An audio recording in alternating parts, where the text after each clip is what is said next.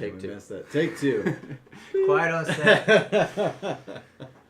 Alright, what up guys? I'm Will from Coastal Wargaming. And I'm Chris. How's it going?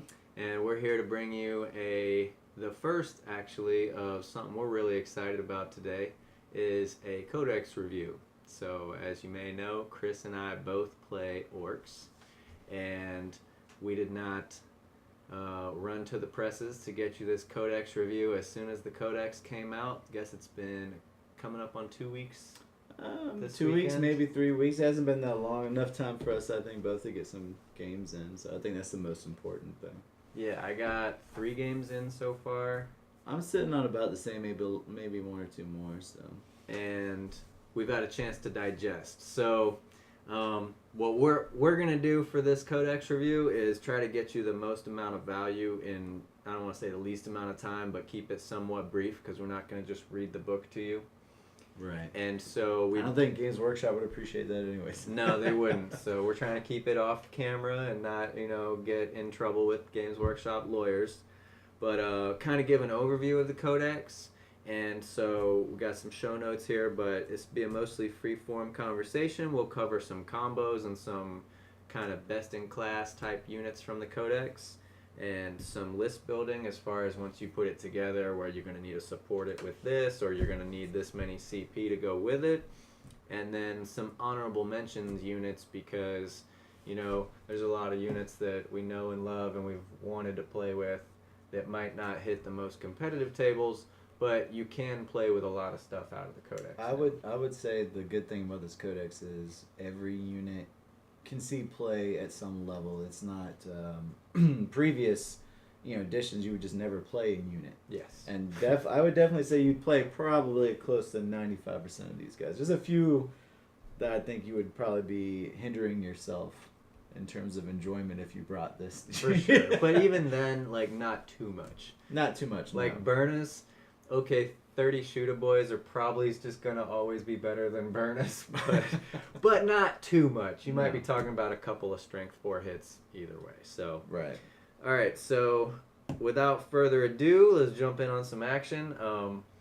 First thing that I wanted to cover about this Codex is if any of y'all played any Index Orks, especially if they were trying to get the most out of their Index, what you found was boys.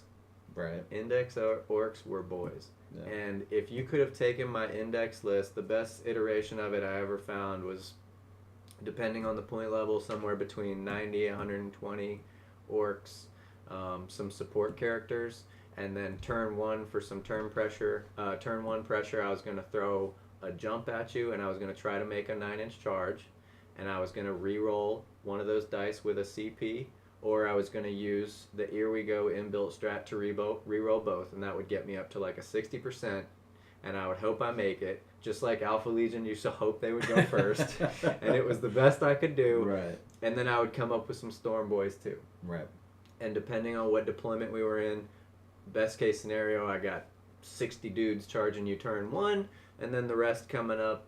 And now what I didn't have an answer for still, especially with the Knights coming out, was T8.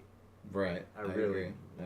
T8. So my big, if you take nothing else away from this Codex review, what I was going to say and what I was happiest when I first saw the Codex was, Here We Go changed to re-roll any or all dice instead of having to re-roll all of them. Right. And Evil Sun's clan trait is +1 to movement, +1 to advance, +1 to charge. Now for Speed Freaks, which is buggies, bikes, and Coptas, it's +2 to movement. But basically you get +3 inches to your movement on a turn in which you're charging. So if you would have just given my Index boys +3-inch movement and re-roll any or all dice, I would have been like, done. I'm happy. That's all I need. I think, especially if you go back to Here We Go, because I don't think people realize if you take anything from this new Codex, the biggest change, and I would probably say a lot of people don't put enough emphasis on this, is the best change is Here We Go went from re-roll fail charges, right? Yeah. But the rule itself was you had to do both. Of course, we're talking about Index. Index, you would go and spend the 1 CP to reroll the 1, because if you roll a 6, you want to, Keeping that. you're keeping that. However, with Here We Go, you can reroll 1 or both, but the failed charge caveat is gone. So you can use to get extra movement. Oh yeah, so and especially for orcs, when you're talking about when you're making that charge with your 30-man mob, you want probably to tie up as many units as possible. So now you're declaring 2-3 units, whereas maybe you only cleared 1, and now I got 7, or I got a 9. I could use that, or I could re-roll that 3, maybe get 4, 5, 6, and that's not even just on your 9-inch charges. I found myself in my games recently.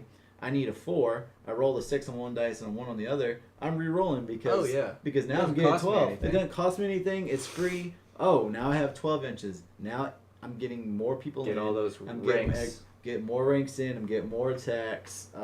So that is a huge, huge difference. A huge advantage. And I think the biggest change to the Codex. I mean, if they had just given me that, I'm not going to say I'd be happy. But if they've just given me that, I would have made do. But I mean, there's so much more in the I would have book. made do. And that's kind of the motto of Orc players for a while. And maybe for editions now, is like, we're not used to being, super competitive. So when I tell you I own every Orc Codex, I think this is the 3rd book. I might be one off by that, but I think their last update was 5th or 6th. So yeah, sorry. Go. No, I think it's 5th or 6th, right? Yeah, I think there was a 6th Ed Codex, because that's what Zadsnark was in, I think, originally. Right. Or maybe that was that was what the Dread Mob, wasn't there some old Dread Mob? Yeah, there was the, when 7th edition was doing the army books, there was a, the gas cow crack. Until 8th came out, Orcs had a lot of rules that were still left over from 6. Yes. Forge World books. Yes. That's where some of the rules didn't even make sense anymore. I forget. They don't come to mind right now. I'll give you a good example. Is over there I got the 3rd edition Orc Codex. I took a break from 40K from 2000 year 2000 to 2015. Right. And they only had 1 book. I only missed 1 book.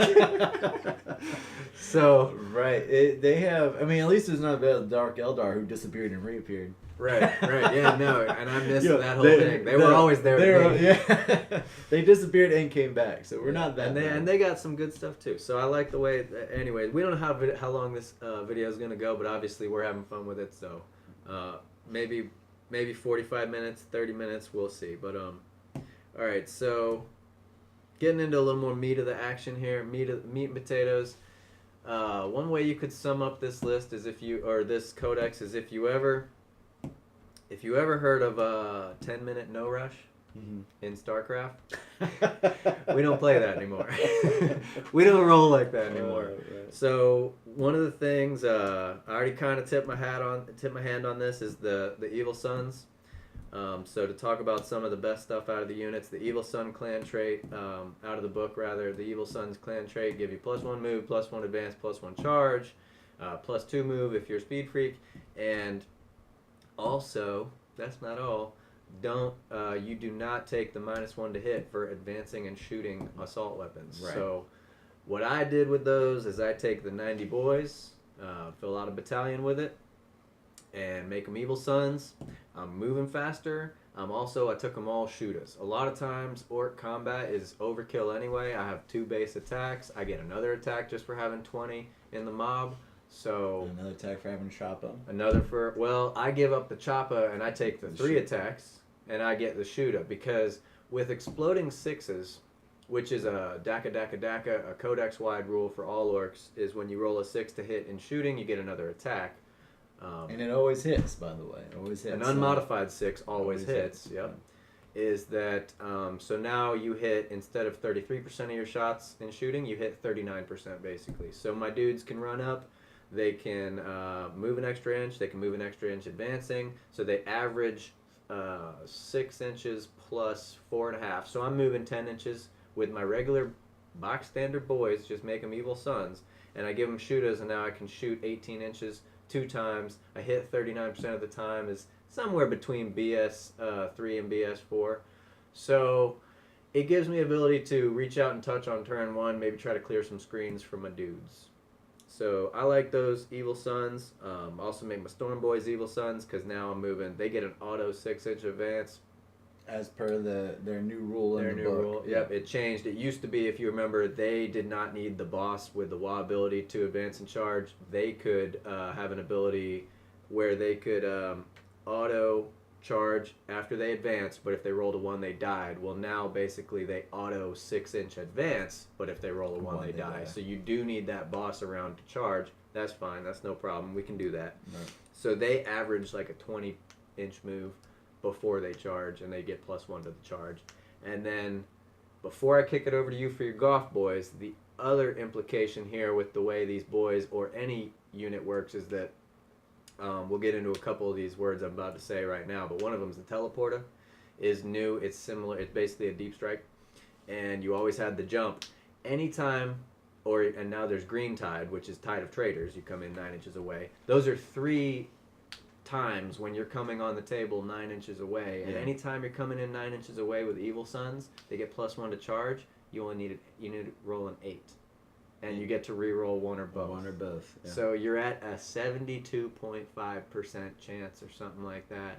I would just say 90% of the time it works every time. I mean, and even think about your reroll. There is, how many times did you spend a reroll or spend CP for a reroll on a phase? Every time I need it. Right. So now you're saving CP. I mean, in the long run, you're losing that CP tax. Yeah, you basically get a CP on that and a better charge and free CP every time you would have used a CP to do it. So, and this also is a very valid way to run your 90 or so boys, is the Goth boys. So you really have taken to the Evil Sons, and I think competitively, I think they might have that edge because you're looking for that early tie-up. I have been taking them, but not in boys. For my boys, my core, what I call the core, the anvil of all my lists, and it's been this way since Index, and I think it's one of those things where it changed from Index to here, but it's even better, so I didn't get rid of it. Right. Which, when my Index Orks, you were talking about your Index Orks, my Index Orks were always at least 90 boys with a war boss and at least 2 big mechs with custom force field bare bones. You're talking about 75 points each, so you're looking like at 150 points for the custom force field, and now I'm spreading them out with at least 1 pain boy, maybe 2 depending on the point limit. So what I did was, I methodically, and I sometimes have a weird boy, sometimes don't, depending on your point limit again. I'm methodically moving up. Of course, we're advancing, we're trying to run up there, but we're in a 5-up invulnerable with a 6-up feel no pain. And you would be surprised the amount of shots you can take, in that. And of course, when the Codex came, that got better because they reduced the prices on not only the HQ units, but there's a there's a new stratagem called the force field projectile. So if you're not familiar with the custom force field, everything within 9 inches gets a 5-up invulnerable save. And for units, unlike other aura abilities where you can just touch a unit and it gets it, the whole unit has to be wholly within the 9 inches. So that's why on my Index Orks, I was taking 2 custom force fields. The problem was, I saw a lot was, once you got past turn 2 and all chaos is broken loose, I have 150 points of Big Mech that aren't really doing much. They're not quite knobs, they're not quite boys. They do have choppas. They're not really doing much. Right. But now, there's a strat, force field projectile. You spend 1, nope, I take it back. I think it's 2 CP. I think it's 3. It might be 3. We got the book. I'll look it up. You look it up, but either way, 2 or 3 CP. You spend it at the beginning of the battle round. So now your 9 inches becomes 18 inches. So now I'm getting the same coverage from the force field projector that I was getting with 2 for 1. So now 3 CP. 3 CP. So now I'm once getting per battle, which you only need it once. Yeah. And so now you're getting that same coverage, and I'm saving 75 points. And so then they brought down the Big Mech and Mega Armor. Yeah. So now I'm saving about 50 points almost, and I'm taking KFFs. a Big Mech in Mega Armor with a KFF. And now, when turn 2 is done, here he is, He's into mega armor. He's not a punk. Now he's got kill saw or power claw, depending on how many points I'm trying to spend. Right. And so 2-up save. He's got 4 or 5 wounds, I think. So he's not a punk anymore. So now at turn 2, I know I'm not going to need that custom force field anymore because pretty much all, especially with Codex Orks, all chaos is broken loose at turn 2. Oh, usually. Yeah. And Everyone's an assault. Everybody's everywhere. You're not going to Yep. keep anybody within 9 inches No. anyways.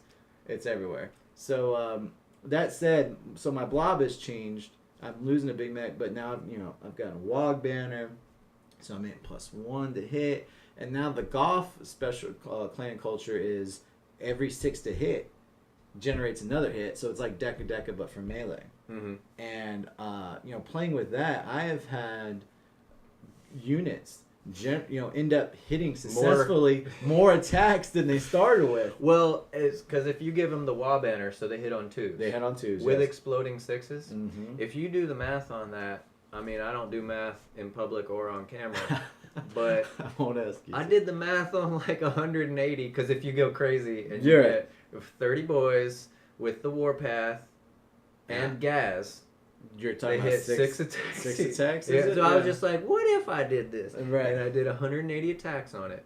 They hit like 175 times. Right. That's statistically average. Right. I mean, it's crazy. And you go into your wounds and you're like, I hit, 175 times. And you're just like, wow. You only had 180 attacks. Yeah. I mean, how many dice do you have? And that is when you're at full force. When Right. I really see the advantage is you're at the end of the assault phase.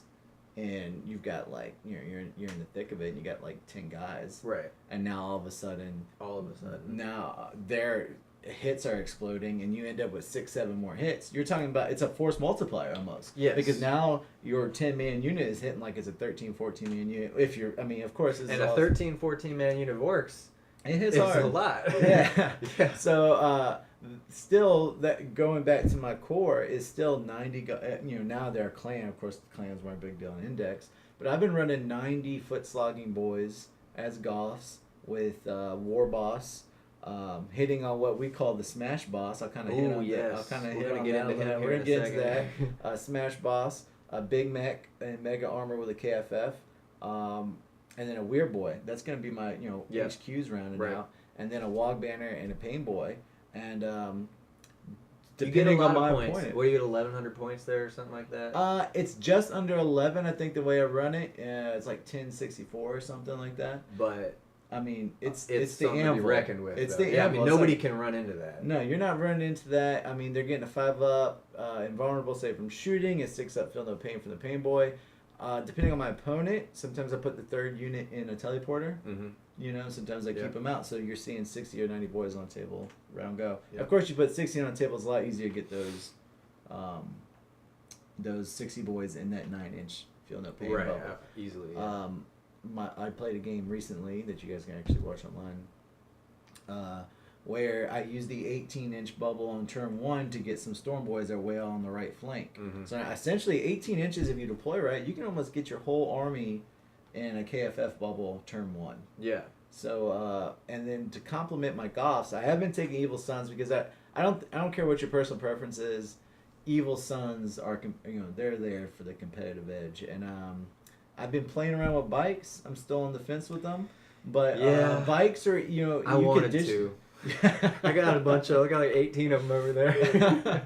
I've got exactly 12, which is what I've been running, and another change that's happened from Index to Codex, and I've really implemented is beforehand you were limited to the weapons your knob could get. Yes. That's why the universal Power setup Claw, Big was Chopper. Power Claw, Big Chopper. But the universal setting was everyone had a Power Claw and a Slugger. Yeah. Now you can trade both weapons for a melee weapon, and they've also opened up access to kill saws. So you saying you can trade the Slugger for a Power Claw yes. and keep your Choppa. So you have 3 attacks base as a knob. Right. You get whatever buffs if you're a knob boss. You got 1 if you're in a squad of 20. Right. Gaz, Right. Warpath. Right. You might have 5, 6, 7 attacks as a knob. Yeah. Plus 1 for a Choppa. Right. But what I've been running instead is double kill saws. So double kill saws were only reserved previously to Big Mechs, and now you can run them on. So now I got a squad of 30 boys. They're 5 up in vol, 6 up field of pain, and inside there is a knob who has double kill saws. Now double kill saws, they work like power claws, but they're flat damage at 2. Extra attack. And if you take 2, you get extra attack, and they're -4 AP. As opposed to -3 of the power claw. -4 AP. Yes. And there's flat too. And they're flat which too. I like flat. I'm a fan of flat because you don't know how many times where you get that. Oh, I wound you 3 with the power claw. Oh, here's 3 1s. Yeah. Flat. Oh, I wound you 3 with this kill saw. You're taking these 6 I wounds. like that flat too. And it's 23 points for the pair, which at 13 points for a power claw. Yes. You kind of get the second one at a discount. You get the second one at 8 points. Yeah. The first one, so that when if you're just taking 1, it's 15 versus 13. Because they do consider it better than a 13-point power Yes, claw. so it's 2 points. So even if you were just taking 1, I personally would take the power claw over the kill saw over the power claw on 1. But for another 8 points, you get to take 2. So now your base 3 knob is at base 4 attacks. He's in a squad of 30, so he's getting 5 attacks. And now if you throw in Warpath on the squad, now you're talking about 6 attacks. Gaz. And if you talk about Gaz is 7. So now your box standard knob boss is swinging with 7 attacks. If he's with the Wall Banner, he's hitting on 3s. Right. He's strength 10, and he's -4 AP flat 2. So he's hitting like a Demon Prince. But here's the difference between him and Demon Prince is he's got 29 more wounds behind him. That's correct. You can't touch that. You can't. You're not. That knob is not coming off until that Orc player is ready to pull That's him right. off. And that's why that dude. And he's a free upgrade. How He's much does he free. cost? 7 points. He costs you 23 when you buy the. It costs you 30 total. Right. So the boys did go up from 6 points to 7 points. If you haven't heard, that was a big deal. But I think you can see with the beginning of our review here, kind of focusing on the meat and potatoes, what was boys, and how these are 2 of the probably more competitive ways to run them, is that they're worth that 7 points. Oh, 7! 7 points. They're worth every bit of it. And exploding 6s or more. And movement. the rule, my personal rule is before the index, and honestly, what the Codex is, boys before toys. Yeah. I mean, the boys for 7 points. I mean, just for that setup I just told you with the knob with the double power claws. I mean, the boys are they're handling your screens, and you could even what can you not charge that squad at now when it's armed, when its knob has double kill saws like that? Your vehicles, knights. I mean, anything. Oh, yeah. It is scary. Because now, beforehand it's like, oh. You used to get 3, maybe 4 attacks with your 4s to hit on your power claw. Right. Well, if you didn't have the knob banner. Right. I'll just tell you, regardless of what buffs, the knob used to whiff a lot. Yes. Because a lot of times you'd be 4 to hit, you get D3 damage. Right. This dude is a lot more reliable. And of course, I take him as Goths. So now we're talking about 6 explode for more attacks. So now that's 5, 6 attacks. He hits like a Demon Prince. He's hitting hard. Yeah. I mean, they hit hard. For 30 points. Yeah. I have not been disappointed yet with them. Maybe running the double kill saws might not be the best points. I'm still working that out, but I guess maybe if you're doing a tournament, maybe not. But it depends on what you're playing, but you can't really swap war gear out like that. But for 23 points, and really, if you compare the cost between Voice Squad, you're at least as an Orc player taking a Power Claw. So really, when you compare the difference between the two, it's 10 more points. It's only 10 more points, yeah. For 10 more points to have that, I'll take the extra attack, the -4. Yeah. So, it's pretty good. So, yeah. So that's the two main schools of thought, I think, with the boys right now. And the boys, long story short, we'll work through a couple of these other units, is still going to be the meat and potatoes of your army.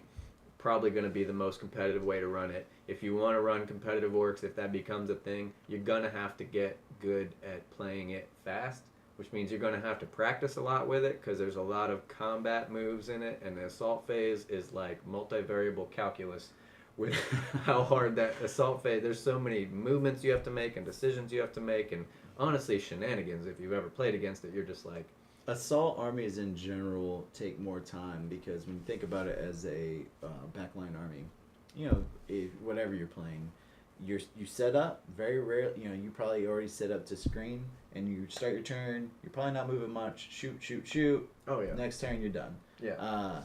You're not getting to assault. Shooting is woefully easier than And it probably Assault. takes a lot of player skill, I'm sure. No, I'm just kidding. Those Target dirty priority, stories. and they have of auras course.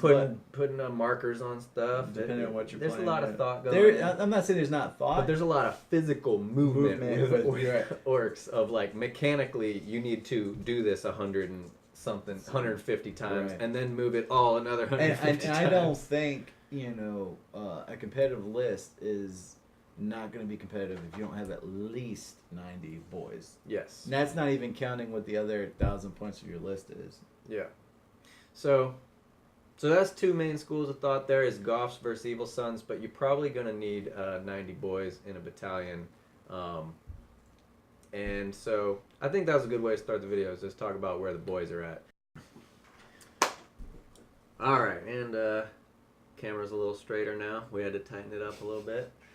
So that's our first Codex review. We're just trying to do this for the local community, and Yeah, and we're having fun with it. We are having fun, and I like it because I don't know about you. Well, actually, I do know about you because we ended up in the same chat. We've been getting a lot of questions about what we think about the Orks. Anyways, I mean, the community's up to almost 300 members now. Yeah. So I mean, that's right. and if anything, I don't think we claim to be experts, but I think we have some ability to form the uninformed. And you know what I saw a lot of with like the Codex reviews, and God bless them, everybody who got the Codex early, and put out the YouTube the week before reviews when they got it early. Because and I stuff mean, like, you were just dying. I was like, everything else has leaks. Where are my leaks? Gosh, darn it. yeah. But when we finally got the reviews, it was like, there was some things where we were like, no, Knob's always been strength 5.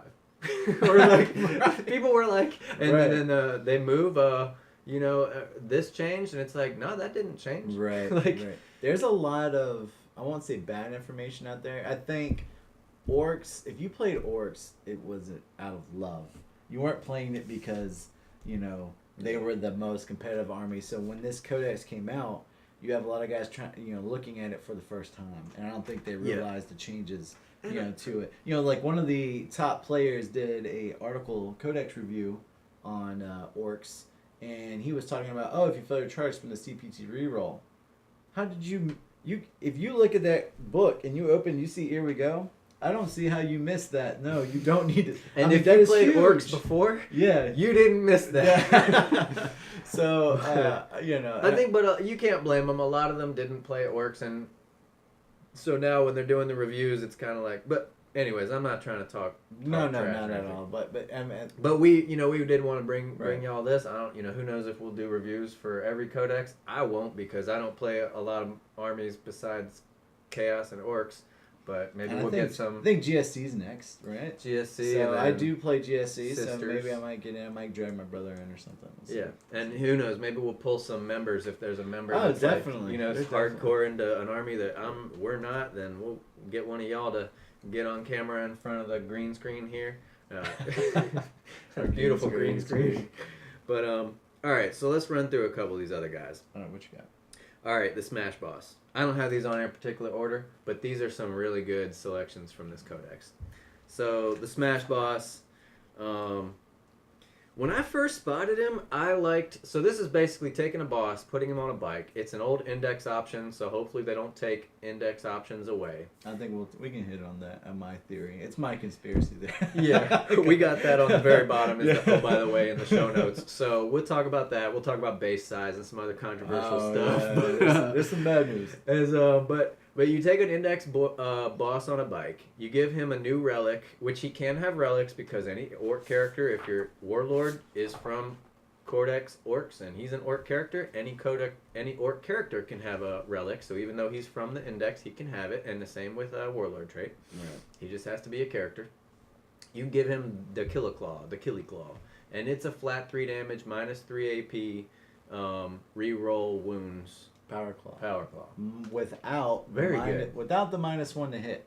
Without the -1 to hit. Very important. So then you stack that on with your base 4 attacks of your boss on a bike, who's really fast and maybe making turn 1 charges if they have not screened right, because he's going for the big vehicles in the back, so they're probably going to screen him.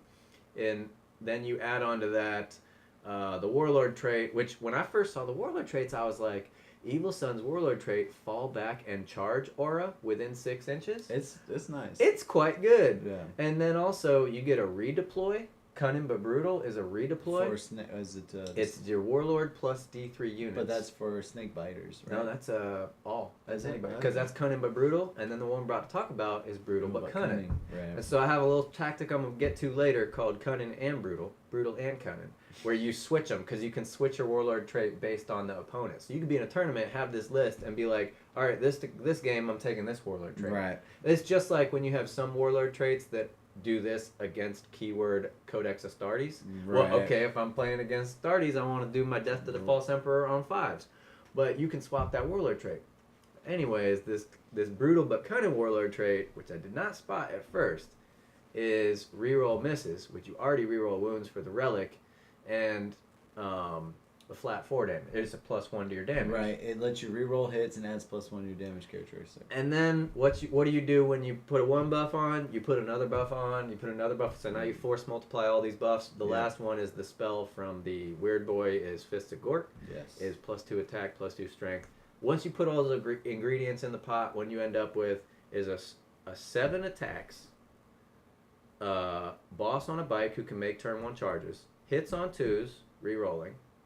Wounds on 2s because he's strength 16. Right. Some people think he's strength 14, but in the designer notes it says that you figure well, out actually this is really complicated because you do multiply and then you add, which doesn't apply to this case though. but then you do the weapon. So you multiply and add for the characteristic, and then you double that characteristic. and then the weapon does its multiply. I always and say add. it's easier to think about in 2 phases. Is phase 1, figure out your strength. Yeah, What's your characteristic? Strength? What's your strength characteristic? Right. So in this case, he's strength 6.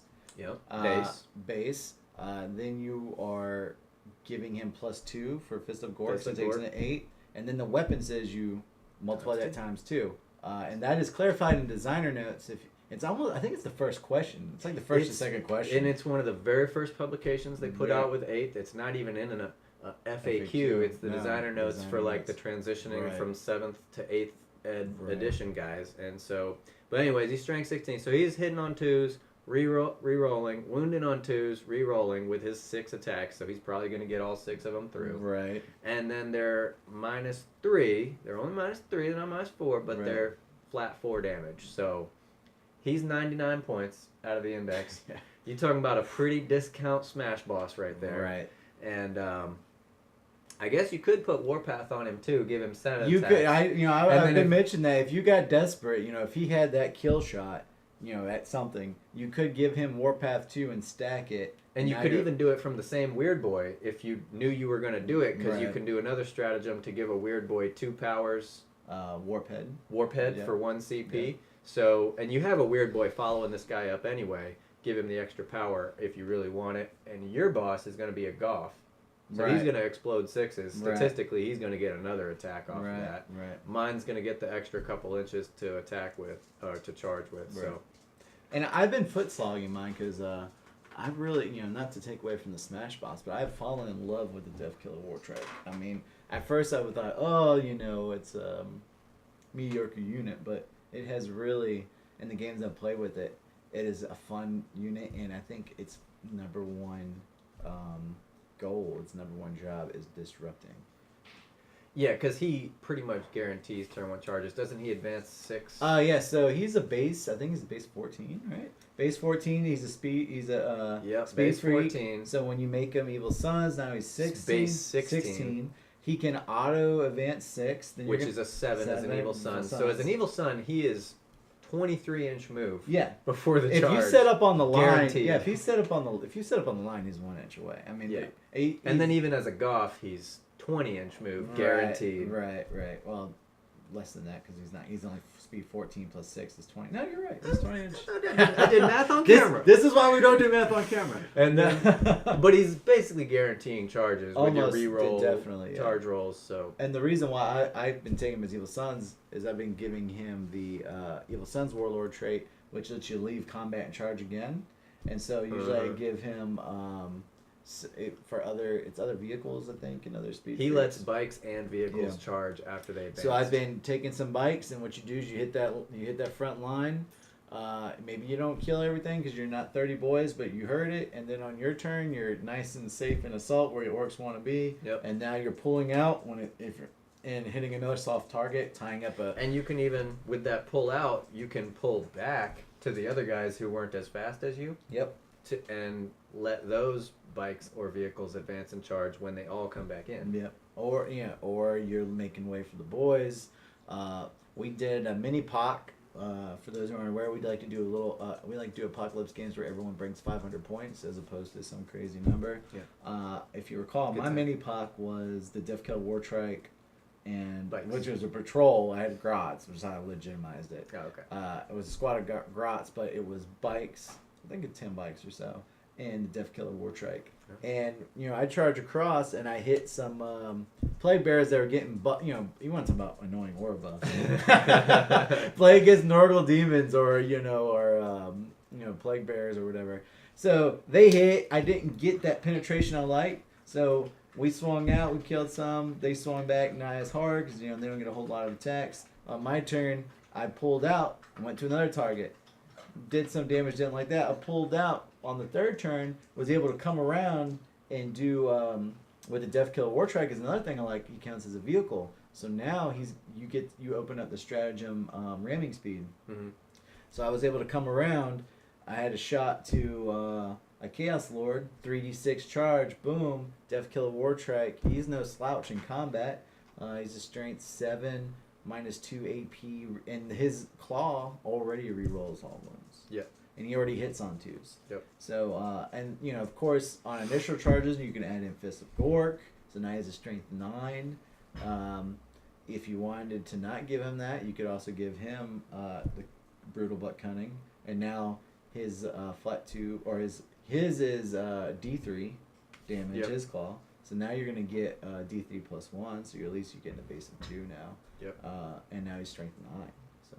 and -2, which is not quite a las cannon, but it's pretty close. Yep. And he's at 7 attacks, I think, at that point. I think so, yeah. Yeah. Now, you mentioned the ramming speed is a 2 CP, has to be used on a vehicle, which he does. The Death new Kill War trike boss Yeah. counts as a vehicle. And it's 2 CP to get a 3d6 charge. And let me see where that is. We'll get back to that here in a second. But it's pretty good. And then on a 2-up, you also get additional D3 mortals. Right. And then I think there might have been... And something else unique to the Death Killer War Trike is when he leaves, you can spend, I think it's 1 or 2 CP, And do another D3 mortal wounds Yep. with the snag of because claw of his stratagem. special claw. Yeah. The only thing I don't like about him is you can't replace that claw. I agree, and I think Because the relic claw we were just talking about. right. Is so So good. technically, his claw isn't a power claw; it is a snag It's a claw. special claw. And they literally made this because, if you think about it, if you had given him the ability to take the Killer Claw And charge 30 inches. you're talking about flat 4, But whatever. it still wouldn't make our codex broken. No, but in my opinion, I think it is a clear example of GW having written these codexes now for almost 2 years, maybe a year and a half, and they've gotten to the point to where they're like, all right, we made this, what is the first obvious? Because immediately when we saw that and the leaks came, immediately it was like, oh, I'm throwing it on the Death Killer War Well, Track. because the model was beautiful too. So we Oh, were of like, I want course. one of those. Of course. I mean, that's the other thing about it too, is a beautiful model. It's gorgeous. And I'm talking about, and it's on that base. It's now. on a I think of it as a Forge Fiend or a Mauler Fiend base. Yeah. It's huge. And so, like in another example in the game, on the bat rep, He can tie up a lot of you can. I call it the power slide. Yep. Because now you can Turn sideways, and and also in the mini POC, I was able to tie up 3 plague tanks. I'm not familiar with the Plague Burst Crawler. plague burst crawlers. I was able to tie up The 3 with sloppity one guy. bippity. Yeah. So after I hit the Chaos Lord, you turn it, and now I'm tying up 3 units in combat. That base, you can get a lot of work done with that. Yep. So. He is quite good, and one of the things honorable mentions, he gives vehicles the ability to advance and charge that orcs, that's completely new. Mm-hmm. And there may be something there. I don't know. It's not one of the things I'm immediately trying out right now in my tough stuff lists, my competitive lists, but it might be there. So we'll talk about that later. But so that was kind of the Smash Boss conversation. Right. So anyways, what he does, even without Goths, if you're just Evil Sons for the extra charge distance, he's pretty much gonna get his 6 attacks through.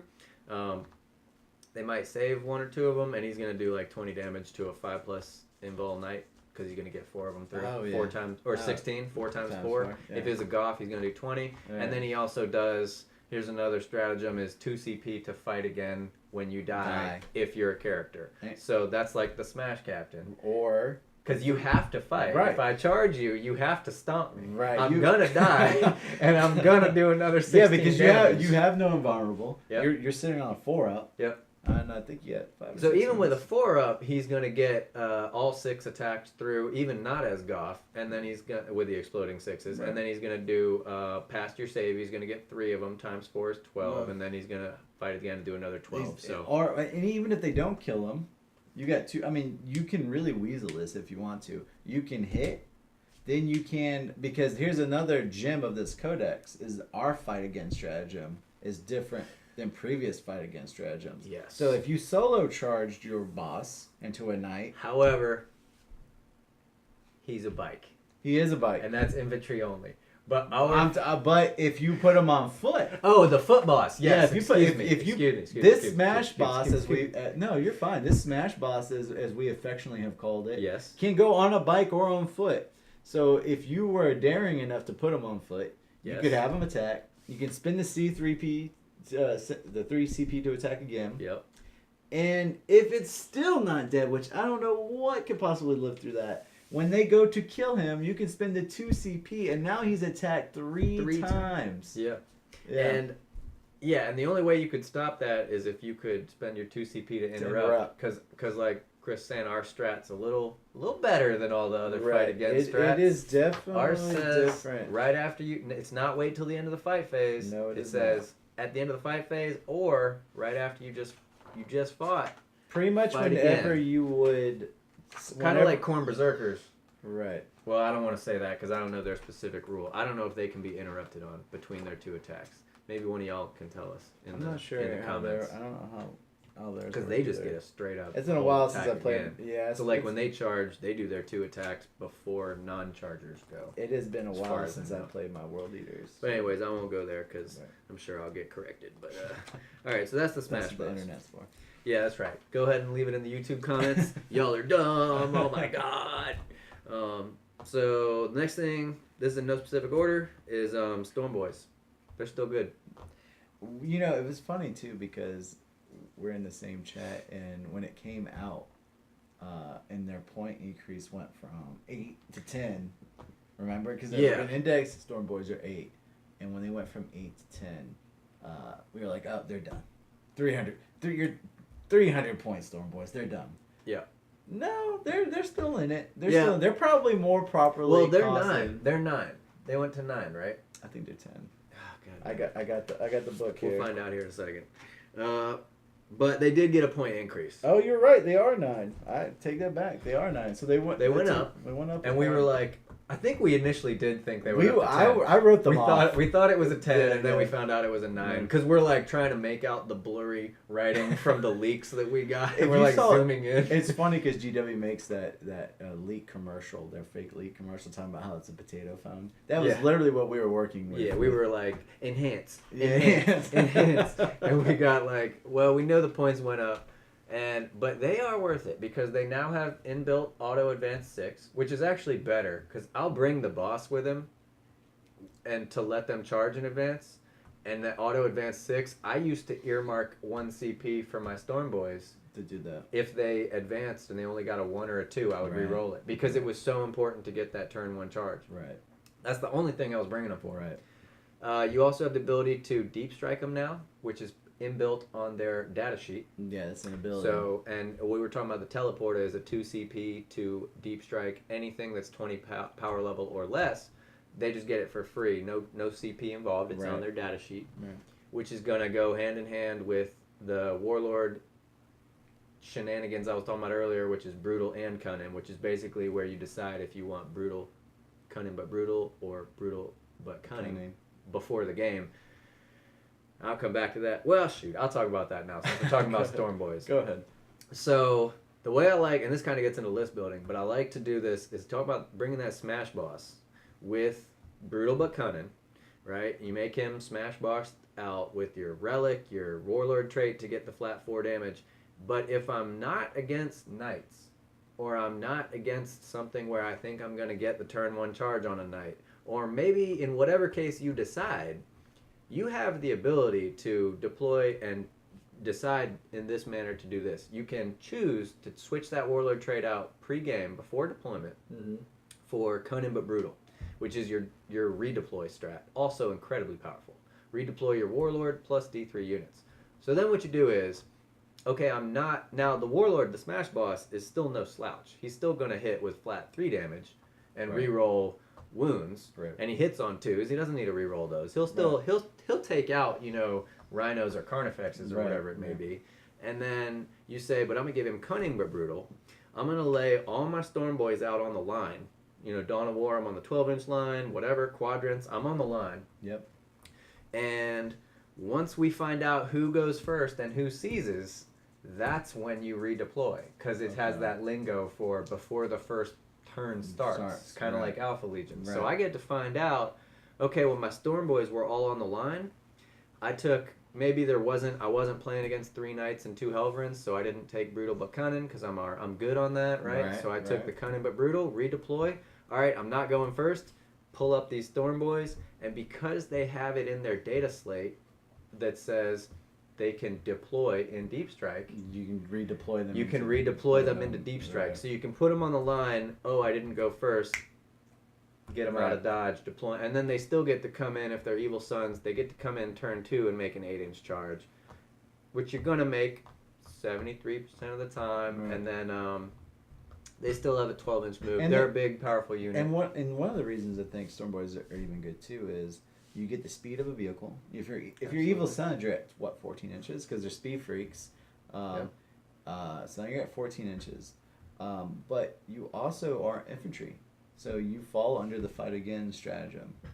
Yep. You can fight again. You can fight again. You can fight twice with Storm Boys. When we get to bikes, that's going to be one of my things. Is that while I think Storm Boys edge them out is because it's basically they don't get to use some of the stratagems. They can't fight again.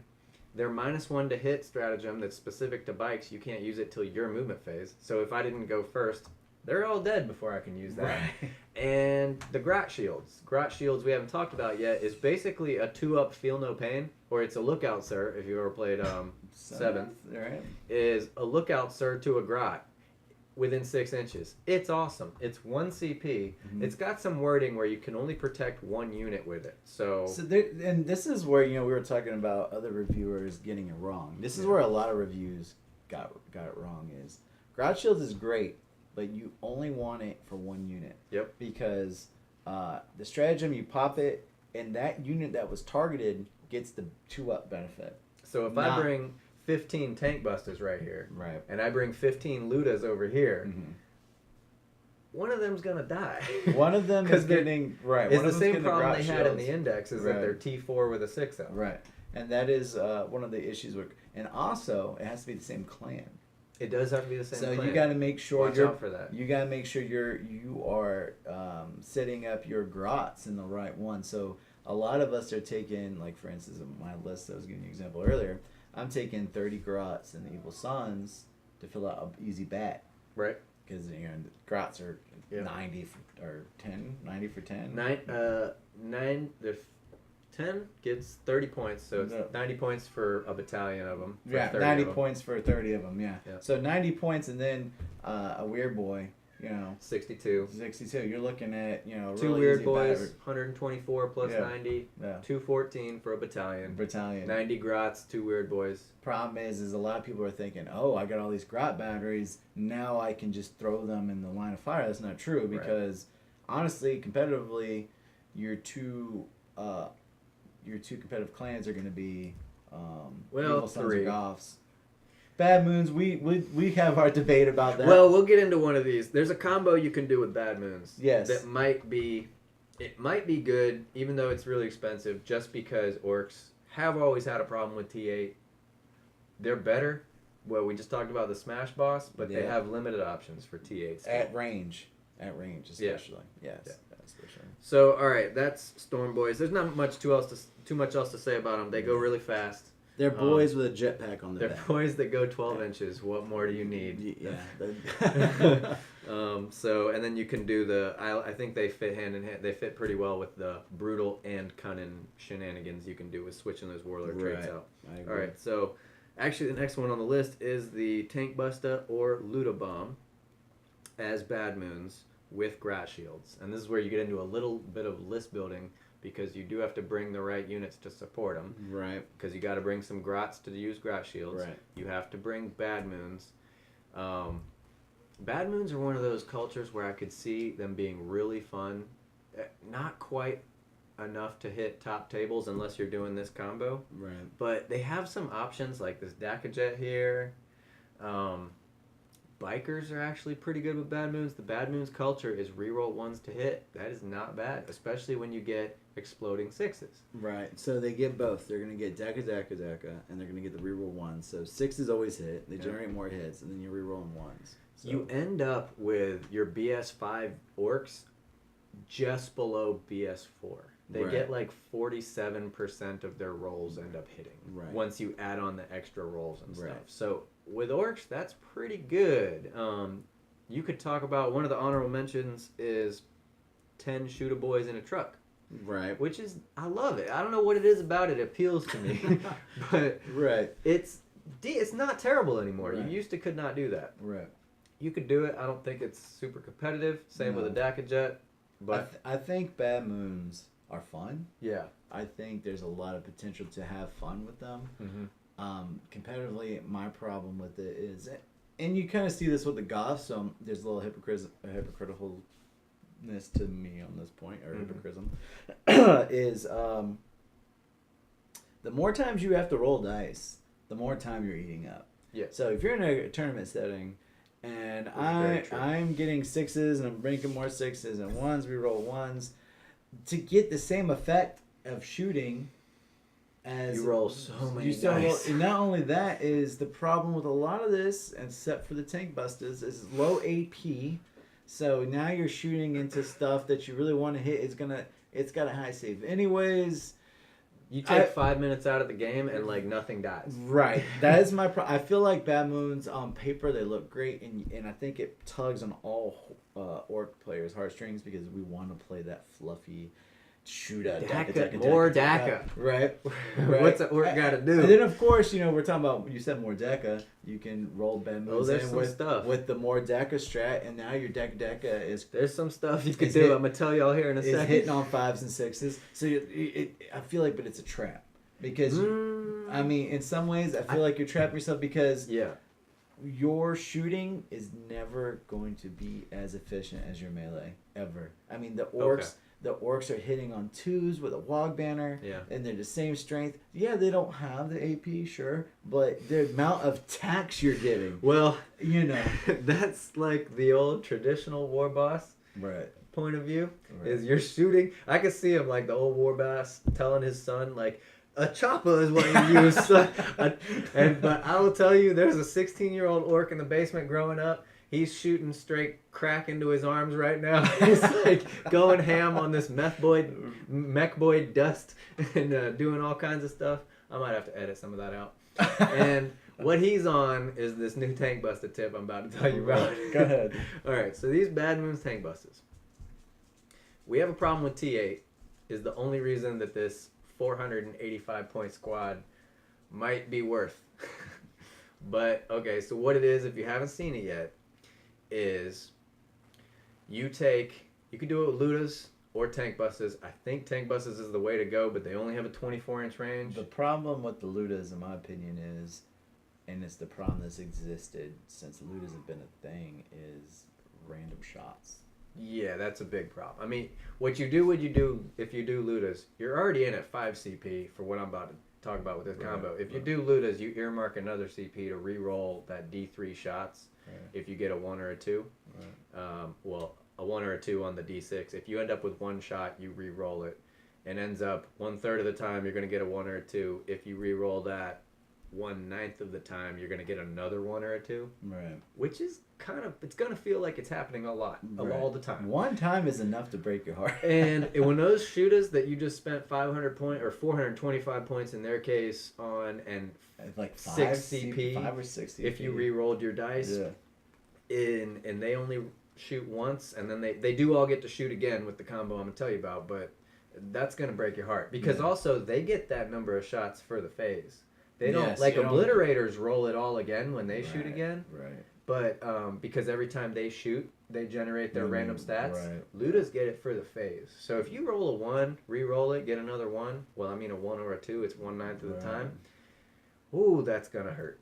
That's breaking your heart. That's a lot of point investment. That's a lot of CP investment. So that's one of the reasons I like doing it with tank busters. You could get screened out because they only have 24-inch range. But here's what you do, is you take a squad of 15 with 6 bomb squigs, which are awesome. Yeah. You take a squad of 10.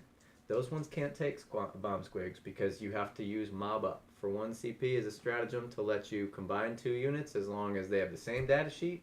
One of them is 10 or more models and the other one is 10 or less. So you kept the 1 squad at 10. Now you have 25 tank buses with 6 bomb squigs. The Bustos have a 24-inch range. Rocket is -2 AP, flat 3 damage. They hit on 5s, but with the bad moons, they hit 47% of the time. Right. I take that back. They re-roll hits against vehicles. Yeah. So what actually the math ends up doing is they hit like 85%. Right. I don't know. And I did it the other day. It took strength me 8 too, forever. right? And it's strength 8, Yeah. but they will hit 85% of the shots they make. And minus. Because you're going to get, that's why. You're going to pop more DACA. Right. So let me, I'm kind of all over the place here. You're going to mob up for 1 CP. You're going to pop more DACA for 2 CP, which we haven't talked about. Lets you, your unmodified 6s that generate additional shots. Now it's unmodified 5s. It is unmodified, so it doesn't care if you're shooting at Hemlocks. It doesn't care if it was Ludas and they moved with their heavy weapon. It doesn't matter. Right. So you could jump them. You could jump your Ludas. They're still going to hit on 5s and make more extra shots on 5s. Right. So your tank busters are hitting 85% of the number of shots they're going to make. They're going to make 50 shots because you're going to then pop 2 CP to shoot twice. Right. So you're shooting 50 rockets at somebody. The 85% are going to hit if it's a vehicle. Right. Now you just hit 42 times against a knight or any other vehicle. Right. And you're strength 8, so you're going to wound with 21 and a half of those because I think it was 43 hits. Right. And then even against the Castellan, I saw a spreadsheet on the internet. You're doing 25 and a half damage after the 3-up invul, after you shoot twice. Right. And if you go first, they cannot stop you from doing that unless you're going to jump that squad 9 inches away from their screen. Mm-hmm. And so you're still 24-inch range. Yeah, on Dawn of War, you're guaranteed. On some deployments, they could be all the way in the corner, and then you wouldn't. So that's where it might fall apart a little bit, but it's risky. It can definitely pay off. I mean, you're talking about almost one-shotting a Castellan. Which is talking about 600-something points, right? Yep, and so you're spending 485 to do that. Plus, you brought a Bad Moons detachment. You had to bring some support stuff. You had to bring the jump. Your Weird Boy. I give that Weird Boy a relic to let him have +1 to cast. Right, and I don't think it matters what clan the Weird Boy's in. So I don't even really think that's a tax. No. Yeah, you're going to bring Weird Boys anyway. We're bringing Weird Boys anyways. Yep. And the second powers work across clans. And then we talked about the 90 points worth of grats you have to bring. Right. Well, you're shielding with those, right? So right. if they go first and you don't get to do that, they might push out their screen. This is my theory craft coming in, is they push out their screen potentially, because this is kind of all against like that Castellan list, which is kind of outdated now, but it's just a little theory craft, is they could push their screen out. Maybe you can't do that jump anymore, so you shoot a 30 shooter boys instead. And right, knights are still the meta. And the Castellan doesn't have a lot of good targets against orcs anyway. No. If you build your list. Now, if you bring bikes, they're getting picked up. They have those character pick-off missiles. So, they might be trying to pick off your... Okay. Because, orcs are, very aura buff. Very character dependent. Yeah. And so they might start picking some of your ores, but that's not going to prevent you from doing what you're doing. So that's what that little 16-year-old mech boy in the basement was cooking up. Yeah, I mean, it's nice, and I think you've actually run it against a night list, and you did pretty. Night list, and I won that game on turn 1. I killed with that and the smash boss going in. I killed 2 knights and a Helverin. And the knights, do you know, were they which? They had, one of them was a 4-up for his warlord, the other one was a 4-up for ion shields. They basically had 4-up in those when I was attacking them, and I still dropped them. Now the bomb squigs I didn't mention, they hit on 2s. They get all the same stats as the tank buster. Because they have their own stat line, they're not like a piece of war gear. They get more Daka as well. They don't get to shoot twice, because when they shoot, they die. Because it's a squig with a bomb on his back. It's a squig with a melta bomb on its back, essentially. Yeah, but he hits on 2s rerolling. Right. If it's against vehicles, and if he's bad moons, he rerolls 1, so he hits on 2s rerolling. And their strength 8. And their strength 8. They're -2 as well, and they're D6 instead of flat 3. So they're incredibly good. For the 10 points, they are incredibly point efficient. Even though they only get to shoot once, I can tell you those tame buses are going to die next turn anyway, so they're only shooting once too. And now their problem is they're 18 inches and they can't shoot fly. Right. So they actually won't shoot Primarchs. Right. Okay. So when I talked about Ludas versus Bustas, I've seen some of the best players are talking about doing this with Ludas, and I originally thought that was the best way to do it. I think Bustas do way more damage, like double the damage versus most targets. The only time they don't is versus Primarchs, because the squigs can't shoot. Primarchs, Ludas do a little bit more damage. Yeah, but your Bustas can still shoot. The Busta's still going to one-shot it. Yeah. It's still going to do 30 damage and one-shot a Primarch. I think the Bustas are more... I think the Bustas are more universal versus the one purpose. I mean, there's very few targets that you're...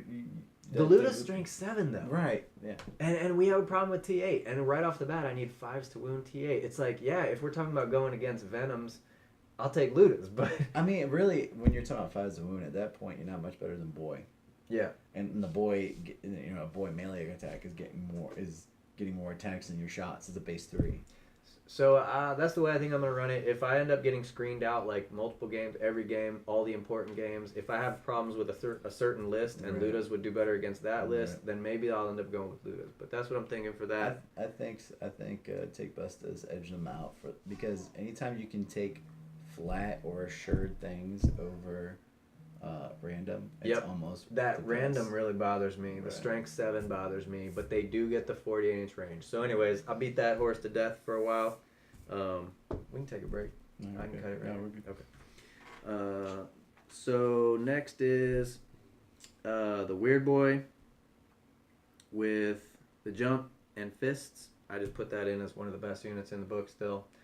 The jump is something you're going to do on turn 1. You're going to jump somebody. If you bring the Bustas or boys, the jump is still there. It's still good. And you might as well jump some Evil Sons with an 8-inch charge. The increased psychic powers, I mean, you can make them warped, so now we went from only being able to cast 1 psychic power to 2. There's always Smite. You can't beat Smite. Smite's great. Smite's great. You get a denial too. Right, you get so run him up there. And they changed the way the Weird Boy works because it was +1 for every 10. Yep. And so you could get potential. I mean, you could get stupid. You were getting like +7, and you were getting guaranteed D6 smites. Yeah, but you were also getting guaranteed kill yourself. But now they've maxed it at +3, which I think works. Which is way better. Why you take if you really want to get that tank buster and you spent 485 points on it, and you want to get that unit or those Ludas jumped, you really need to take that relic +1 to cast, and you're going to have +4 total, +3, and then the +1 for the relic. And you need a 7 for the jump. Right. And with a CP, you're almost always going to get it. Right. So, be a sad day if you didn't. But all right, so the next one on here, really excited about this one. I'm building one over there. This is my Gorkanaut. So this dude, let me tell you how this guy works. You use the teleporter, which is 20 power level or less. He's 15 power level, I believe. So you can teleport it for 2 CP. The only problem I don't like is he's a giant CP hog. Because he takes 2 CP to teleport, and then he's gonna, when he comes in on turn 2, he's gonna use a 2 CP ramming speed we already talked about. Right. basically give him a guaranteed charge. It's like 93%. It's up there. If you take with your 3d6, and you can reroll one or all. If you take the Evil Sons, it's like 97%. And so I do like him as Goffs, but if I don't already have a Goff detachment in there, then I think I might just go with the Evil Sons or whatever, because that comes down to list building. But if you're already bringing Goffs, what he does is he's 6 attacks, and he's kind of like Mortarion. He gets the Stomp, which is Strength 16. He hits on 3s. He's -4 d6 damage, or he gets each one of his attacks can do 3 attacks with his punches. And then, so what you can do is you can use that to, and then if you take Goffs, all your punches, all your 6s generate extra attacks, and you can turn those into stomps. So you take the 18 dice with your punches, and you statistically get 3 6s, turn them into stomps. Which is additional 3 dice each, right? Every time you... Well, you could do punches, and you could do 9 extra dice, or you could do, I think what you want to do with the, against a knight or something is the stomps, because now you get 18... And the punch is -2 damage. So he takes 18 swings with that, gets 12 of them to hit, however many pass the save, the involve save or whatever, and they're 2 damage each. And then the stomps are d6 each. So, and he's pretty good. I think he averages between, like, depending how you run him, 11 or 15 damage, whether he's Goffs or not, on a Castellan.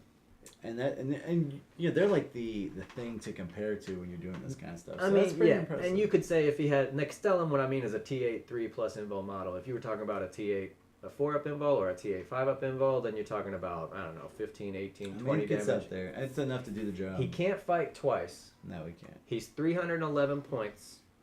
He's pretty dang good though, because he is 18 wounds. He's almost as good as a knight stat wise. For 311 points. He's going to guarantee his charge when he comes in. They get to overwatch him, but that's not going to kill him. He doesn't degrade. I feel like I looked at his degrading, and he was going to be just as good even if he did degrade. Right. The trade, something else to think about though too, is he can carry up to 6 models, and you don't have to pay to put those in either. So you can pay the 2 CP to put the Gorkanaut in, and he can carry up to 6 models. He can. So now maybe you put a Smash boss in there on foot. Yeah. Now he comes down, and everyone's like, "Oh, we got this Gorkanaut, and here comes the Smash boss." And we've already talked about that, or any number of things. You can even put a Smash boss in with his own little personal pain boy or another weird boy. I mean, there's 3 mega knobs in there. 3 mega knobs in there. Yep. I mean, or 3 normal knobs. Personally, double kill saws. I like to keep it cheap. I also have just flashbacks of getting vehicles surrounded and nothing can get out of them. Right. But if y'all don't have that problem. And then, so next on the list was 90 Sons Boys or Goff Boys. We already talked about that. We hit that, yeah. So that's all. So to summarize, the best stuff that I think are top tier units out of the Codex was your boys are great. Your Smash Boss. Yeah, your boys are number 1. Your Smash Boss. Storm Boys are still good. Which, right there, we just talked about the index list, just from those first few units. Your list from the index, if you brought from the index to this, it's I mean, not only that, if you took your list, it got better. You might have to drop some because everything went up a point, but it's way better. And then you talk about the Busta or the Luda Bomb and the Weird Boys with the new spell Fist of Gork following that boss, and the jump still being great, and then the Gorkanaut thing, which may be a thing. And then we got a couple of honorable mentions down here. There's some honorable mentions, but first let's do list building, which actually be quick because we've already talked about some of it. That with all these stratagems we've talked about, you're gonna need some command points. Yeah, I mean you're burning through them. I mean, I remember I would end up with like 7 CP before the Codex came, and you're like, I don't care, what am I spending? I just re-roll everything. I'm just re-rolling stuff, and mob up. It's cool. Even now though, it doesn't, unless you plan to make it happen. Yeah, you gotta plan for it. I don't think it happens very well. naturally. Now there's so many other things that you can do besides mob up. That like with the Luda or the Tank Busta Bomb, you're mobbing up. But other than that, but I mean, like, people look at it and like, oh, you can mob your 2 boy squads. And so you can jump 40. Yeah, well, it's good. Well, not only that, but like as you're progressing through a game, Yeah. very rarely are you in a position naturally where you're like, oh, they're at 10, they're over 10, let me mob them up. Right. Usually the boys are sharing the pain. Very rarely do I ever find myself like, oh, I'm just going to go ahead and shove them in there. But so with that being said, you're going to need 2 battalions at least. Yeah, I mean, there might be... I've kind of toyed around. I can't make 3 battalions work. If you make 3 battalions work, you bring 90 boys in one of them, that's 630 points. You bring the other 2 with just grots, that's another 180, so you're at 810. Right. Now you need 6 characters. Right. Now, I was going to bring 3 weird boys and a boss, but now I got to come up with 2 characters I might have not wanted to bring. Now, I know you like the KFF mech, so that's not a big problem for you, but each of those characters is 75 or 100 points.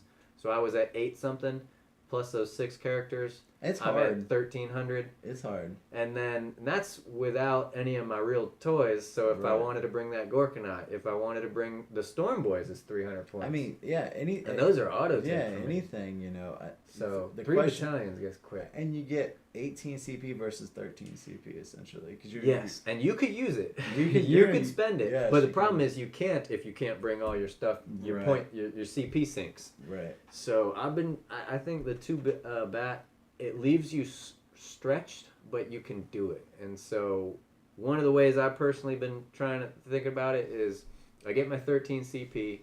I'm going to drop that Gorkanaut in there. That's 4. Right. He's teleporting and he's ramming, so now I'm down to 9. Right. I'm not going to do the 2 command point cover strat because one thing I always think about with building lists and is still true in the Codex is target saturation. I'm giving my opponent something to shoot at. Right. It's called boys. Right. If you got las cannons, they're shooting at boys. Right. If I give you a single truck or a single non-boy, if I give you a juicy target, it is dead. I'm picking it up. Right. Because all you have to shoot at is boys. Right. So I'm teleporting that Gorkanaut. I'm bringing my tank busters, and they're the exception to that target saturation rule because I'm grot shielding them. Right. So you can shoot boys or you can shoot the grots in front of my tank busters. Right. And the tank busters we said are going to spend 5 CP, 6 if I have to re-roll 1 dice for the jump. So I'm at least my 4 plus my 5. I'm at 9 out of my 13. If I had to re-roll that jump, I'm at 10.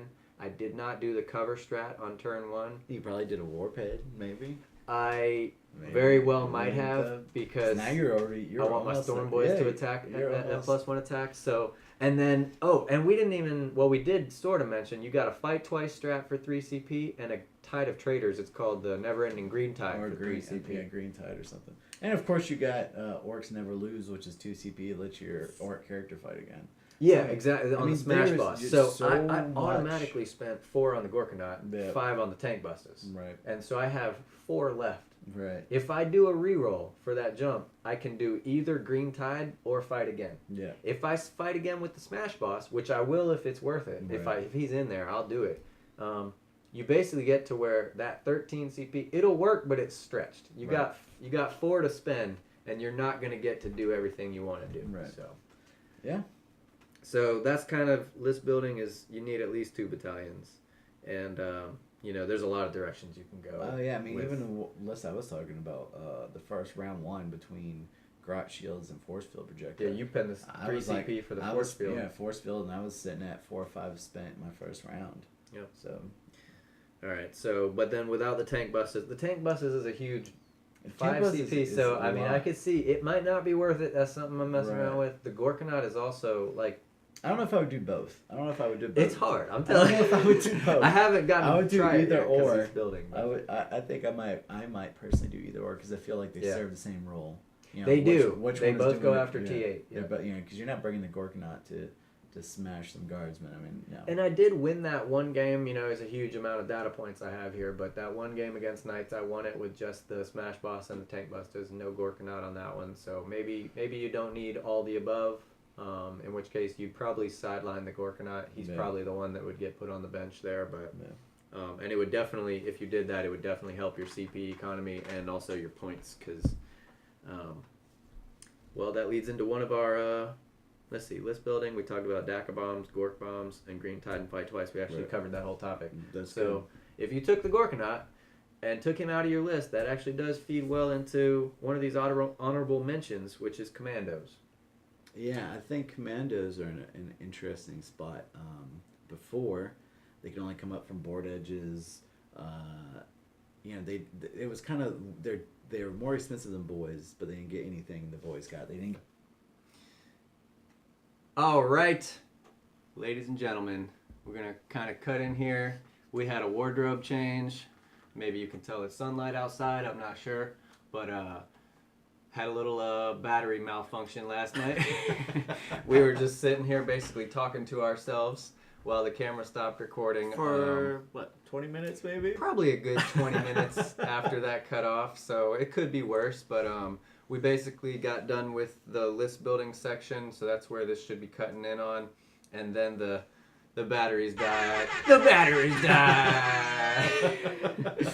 So, anyways, we're back here today. We're going to talk about the stuff we haven't covered yet is some honorable mentions.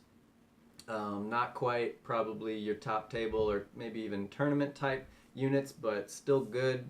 Maybe stuff that we're not sure about yet.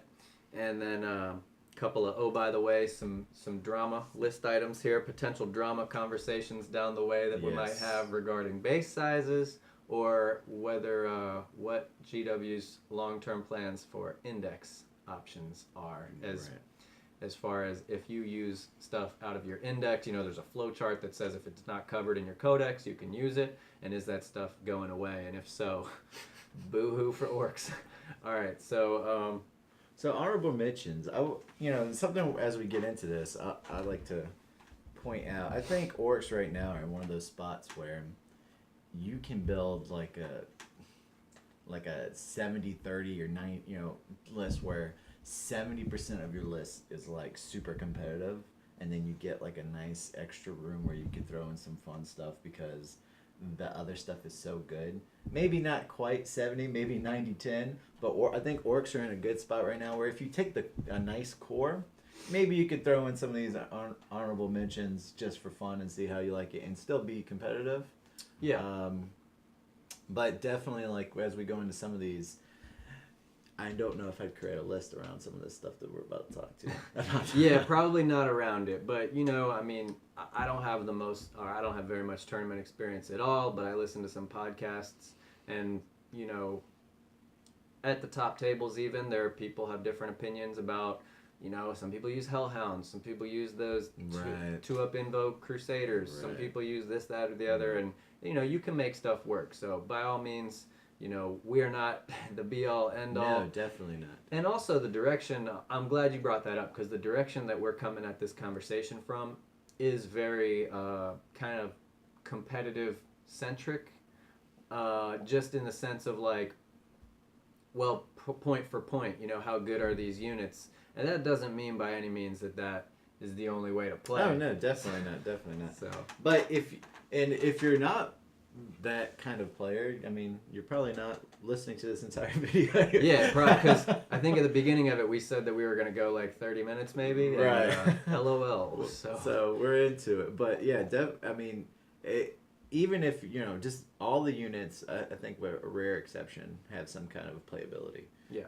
Except maybe these guys that you see on the table. Oh, these Def Cops? No chance. No chance. So what is our first? All right, so first honorable mention is we were going to talk about Commandos.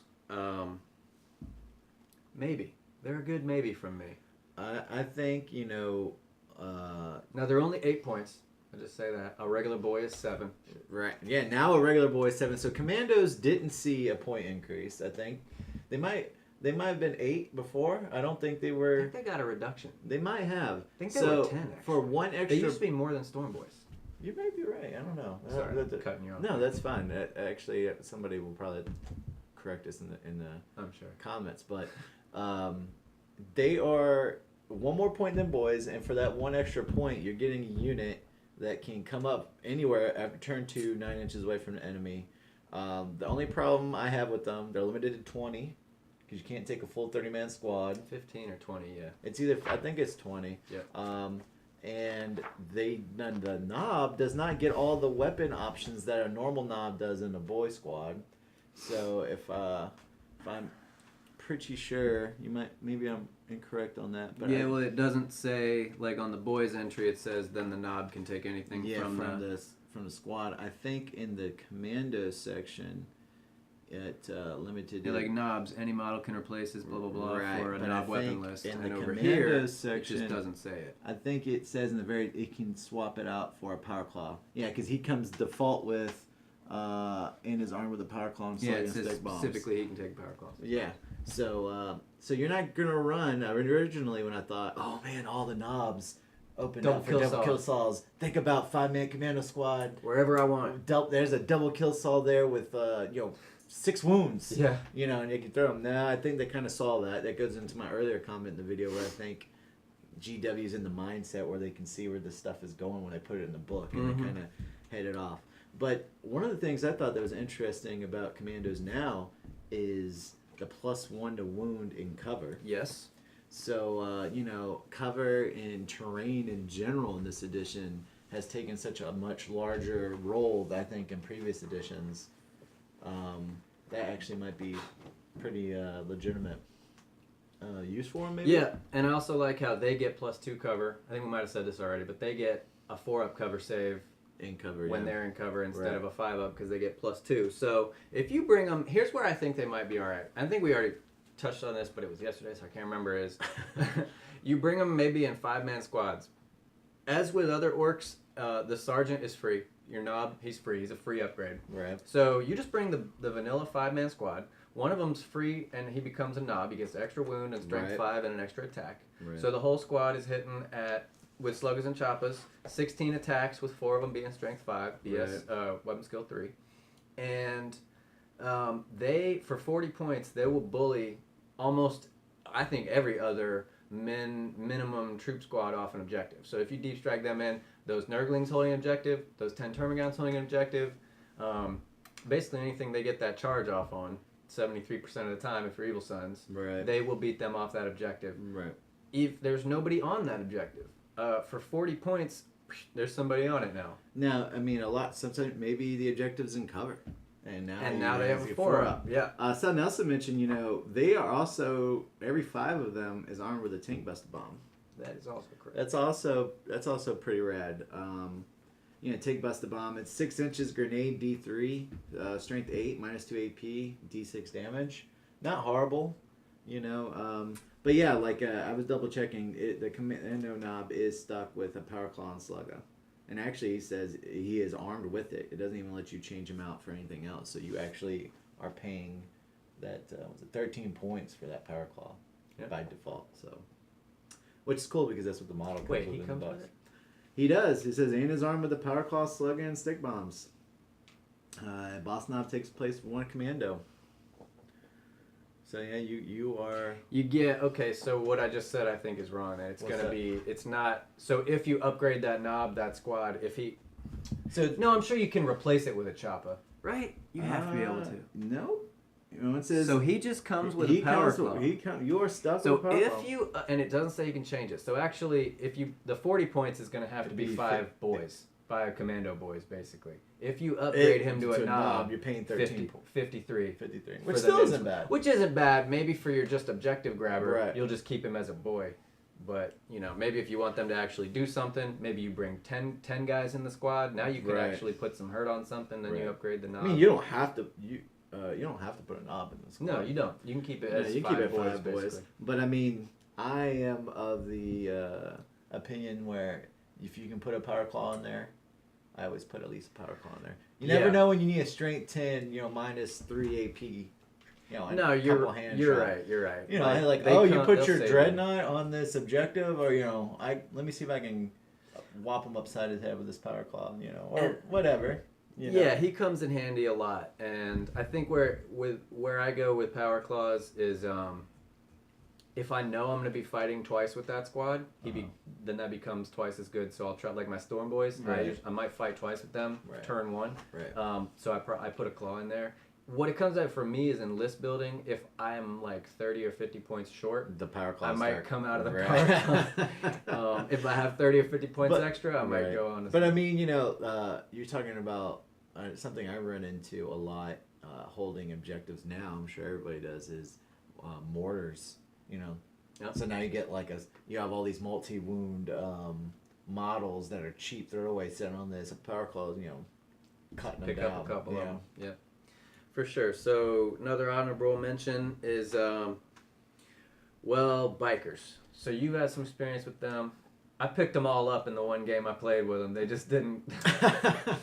Bikers they're in a fun spot. They come with 2 DACA guns, which I think a lot of people miss on that. Right. So a DACA gun. I think Battle Scribe's wrong on it, or it Yeah. used to be. I don't know if it still is. So DACA gun.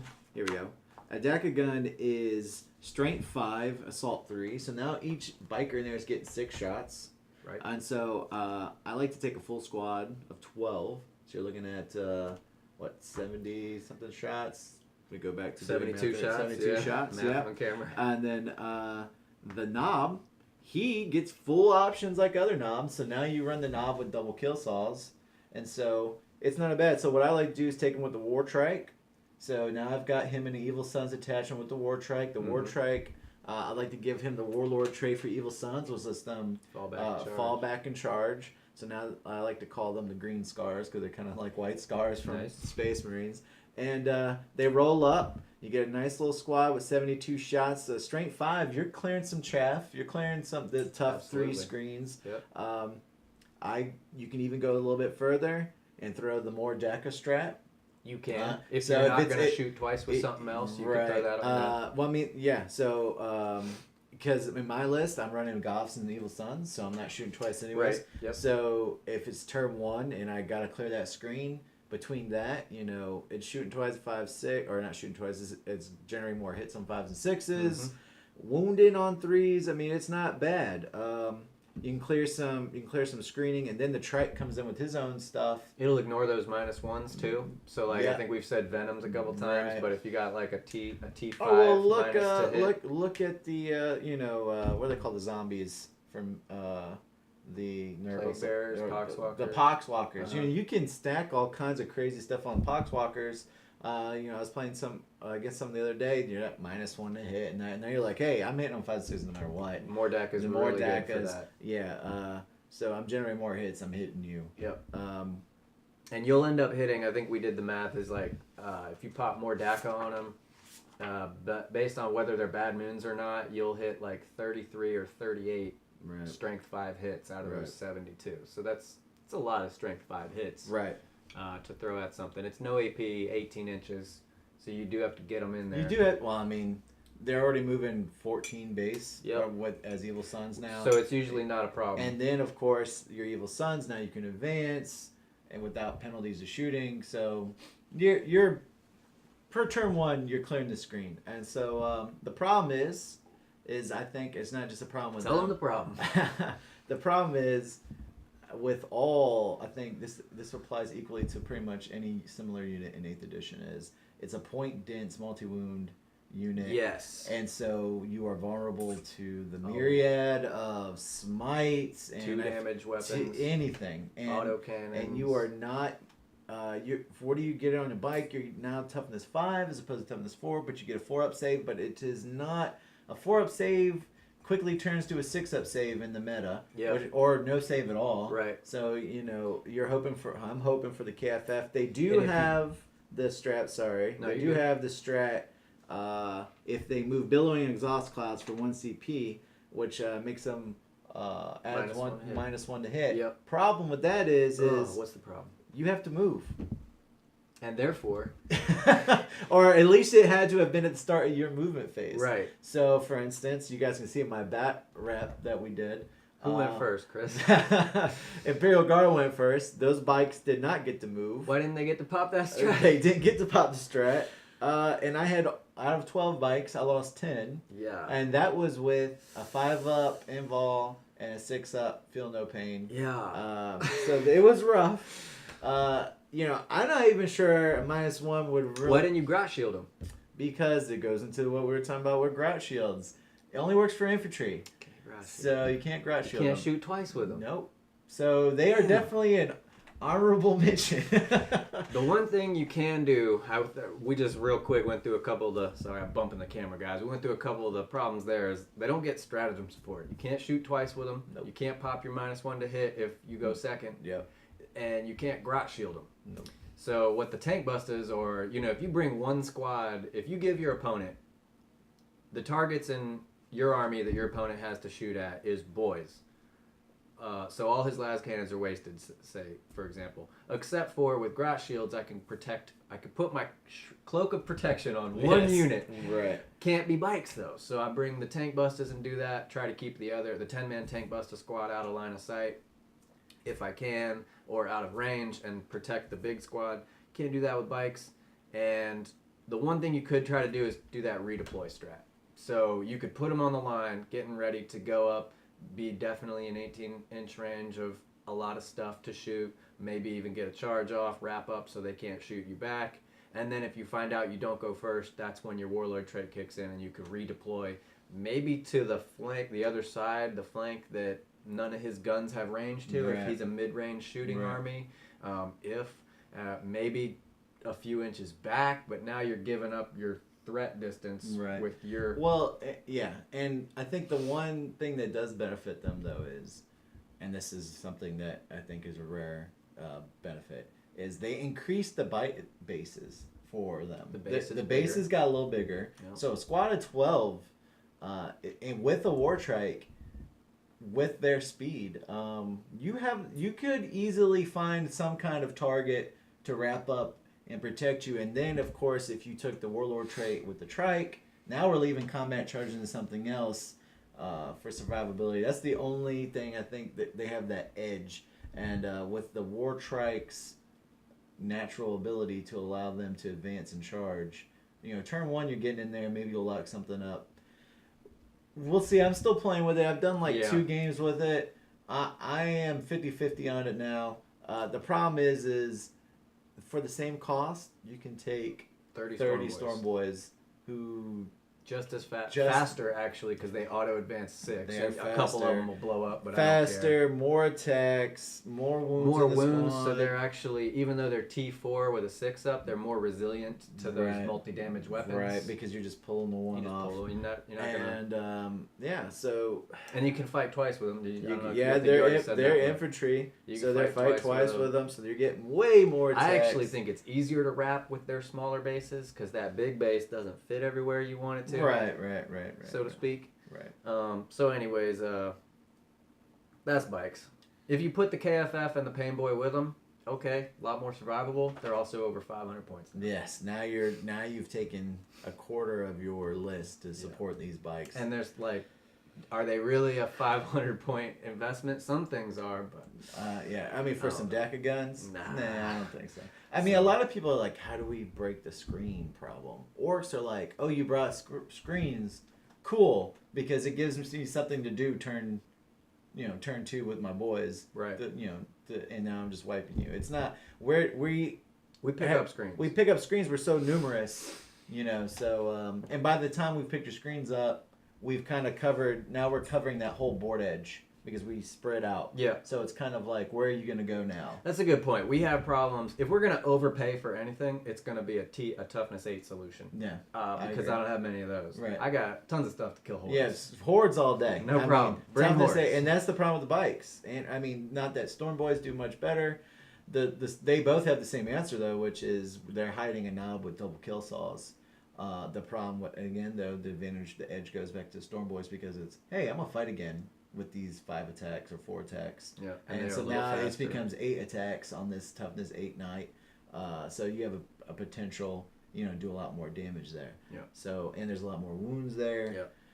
But like you said, I think you mentioned earlier, if I have a sea of boys and 1 bike squad, and you're like, where do I put these where do I put these multi-damage weapons at? Your bikes are attracting that. Yes. They're attracting the las cannons, the plasma weapons, because it's like, why waste it on the boys where it's just going to kill 1, where I can come over here and do 2, 4 wounds. And maybe they fit better in a fully mechanized army. Right. If you wanted to try to make that work. Right. which is actually one of our next units. We talked about it yesterday, didn't get it on camera. Another honorable mention is a Bone Breaker. Yes, Bone Breaker. So the Bone Breaker is basically it's a variant of the Battle Wagon. It cannot be open top. It has to be T8, which is fine. And it gets Def Rolla automatically, and it gets plus D6 attacks on the charge. Right. So there might be something with this Bone Breaker because he's basically going to hit like a Demon Prince in combat. He gets +1 strength from his Def Rolla, Right. -2 damage, had 3 to hit rolls, so he hits on 2s. So when I say he's going in there, 6 plus D6 attacks is like 9 attacks at his full profile. He is T8 with 16 wounds, and he hits on 2s, and he's strength 9 with a -2/2. So he will kill some stuff. Right. If you bring 3 of those, now you're talking about investment. This is where your list building goes a wholly different direction. Yes. You bring the Death Killer War Trike. Does something Orcs never used to be able to do. Give vehicles advance and charge. Right. Which you know, not to take the spotlight off of Bone Breaker, but that's also your Death Dreads and your Killer Cans. Something to think Correct. about. And so, they can come too, because now Right. we're talking about target saturation of T5 and greater models, to where like now they're maybe now their bolters don't have something to shoot at. Right. The problem with that is they bust open a truck or something, and then they do have something to shoot at. But anyways, the Bone Breaker, you could put 20 boys in each one. I never like going below 30 on boys because you give up Fearless and you give up the extra attack. But if you fill 3 of these, 60 boys, they move 12, they advance, and then you can charge with them. Well, you're getting 20, so you meet the requirement for +1 attack. Yep. But if that truck blows up, Overwatch. you've lost one. If Yep. you're Overwatch, you can beat by having the Bone Breaker charge before the boys do. Absolutely, yeah. But but you got you're one model away from losing it, so it's not the best.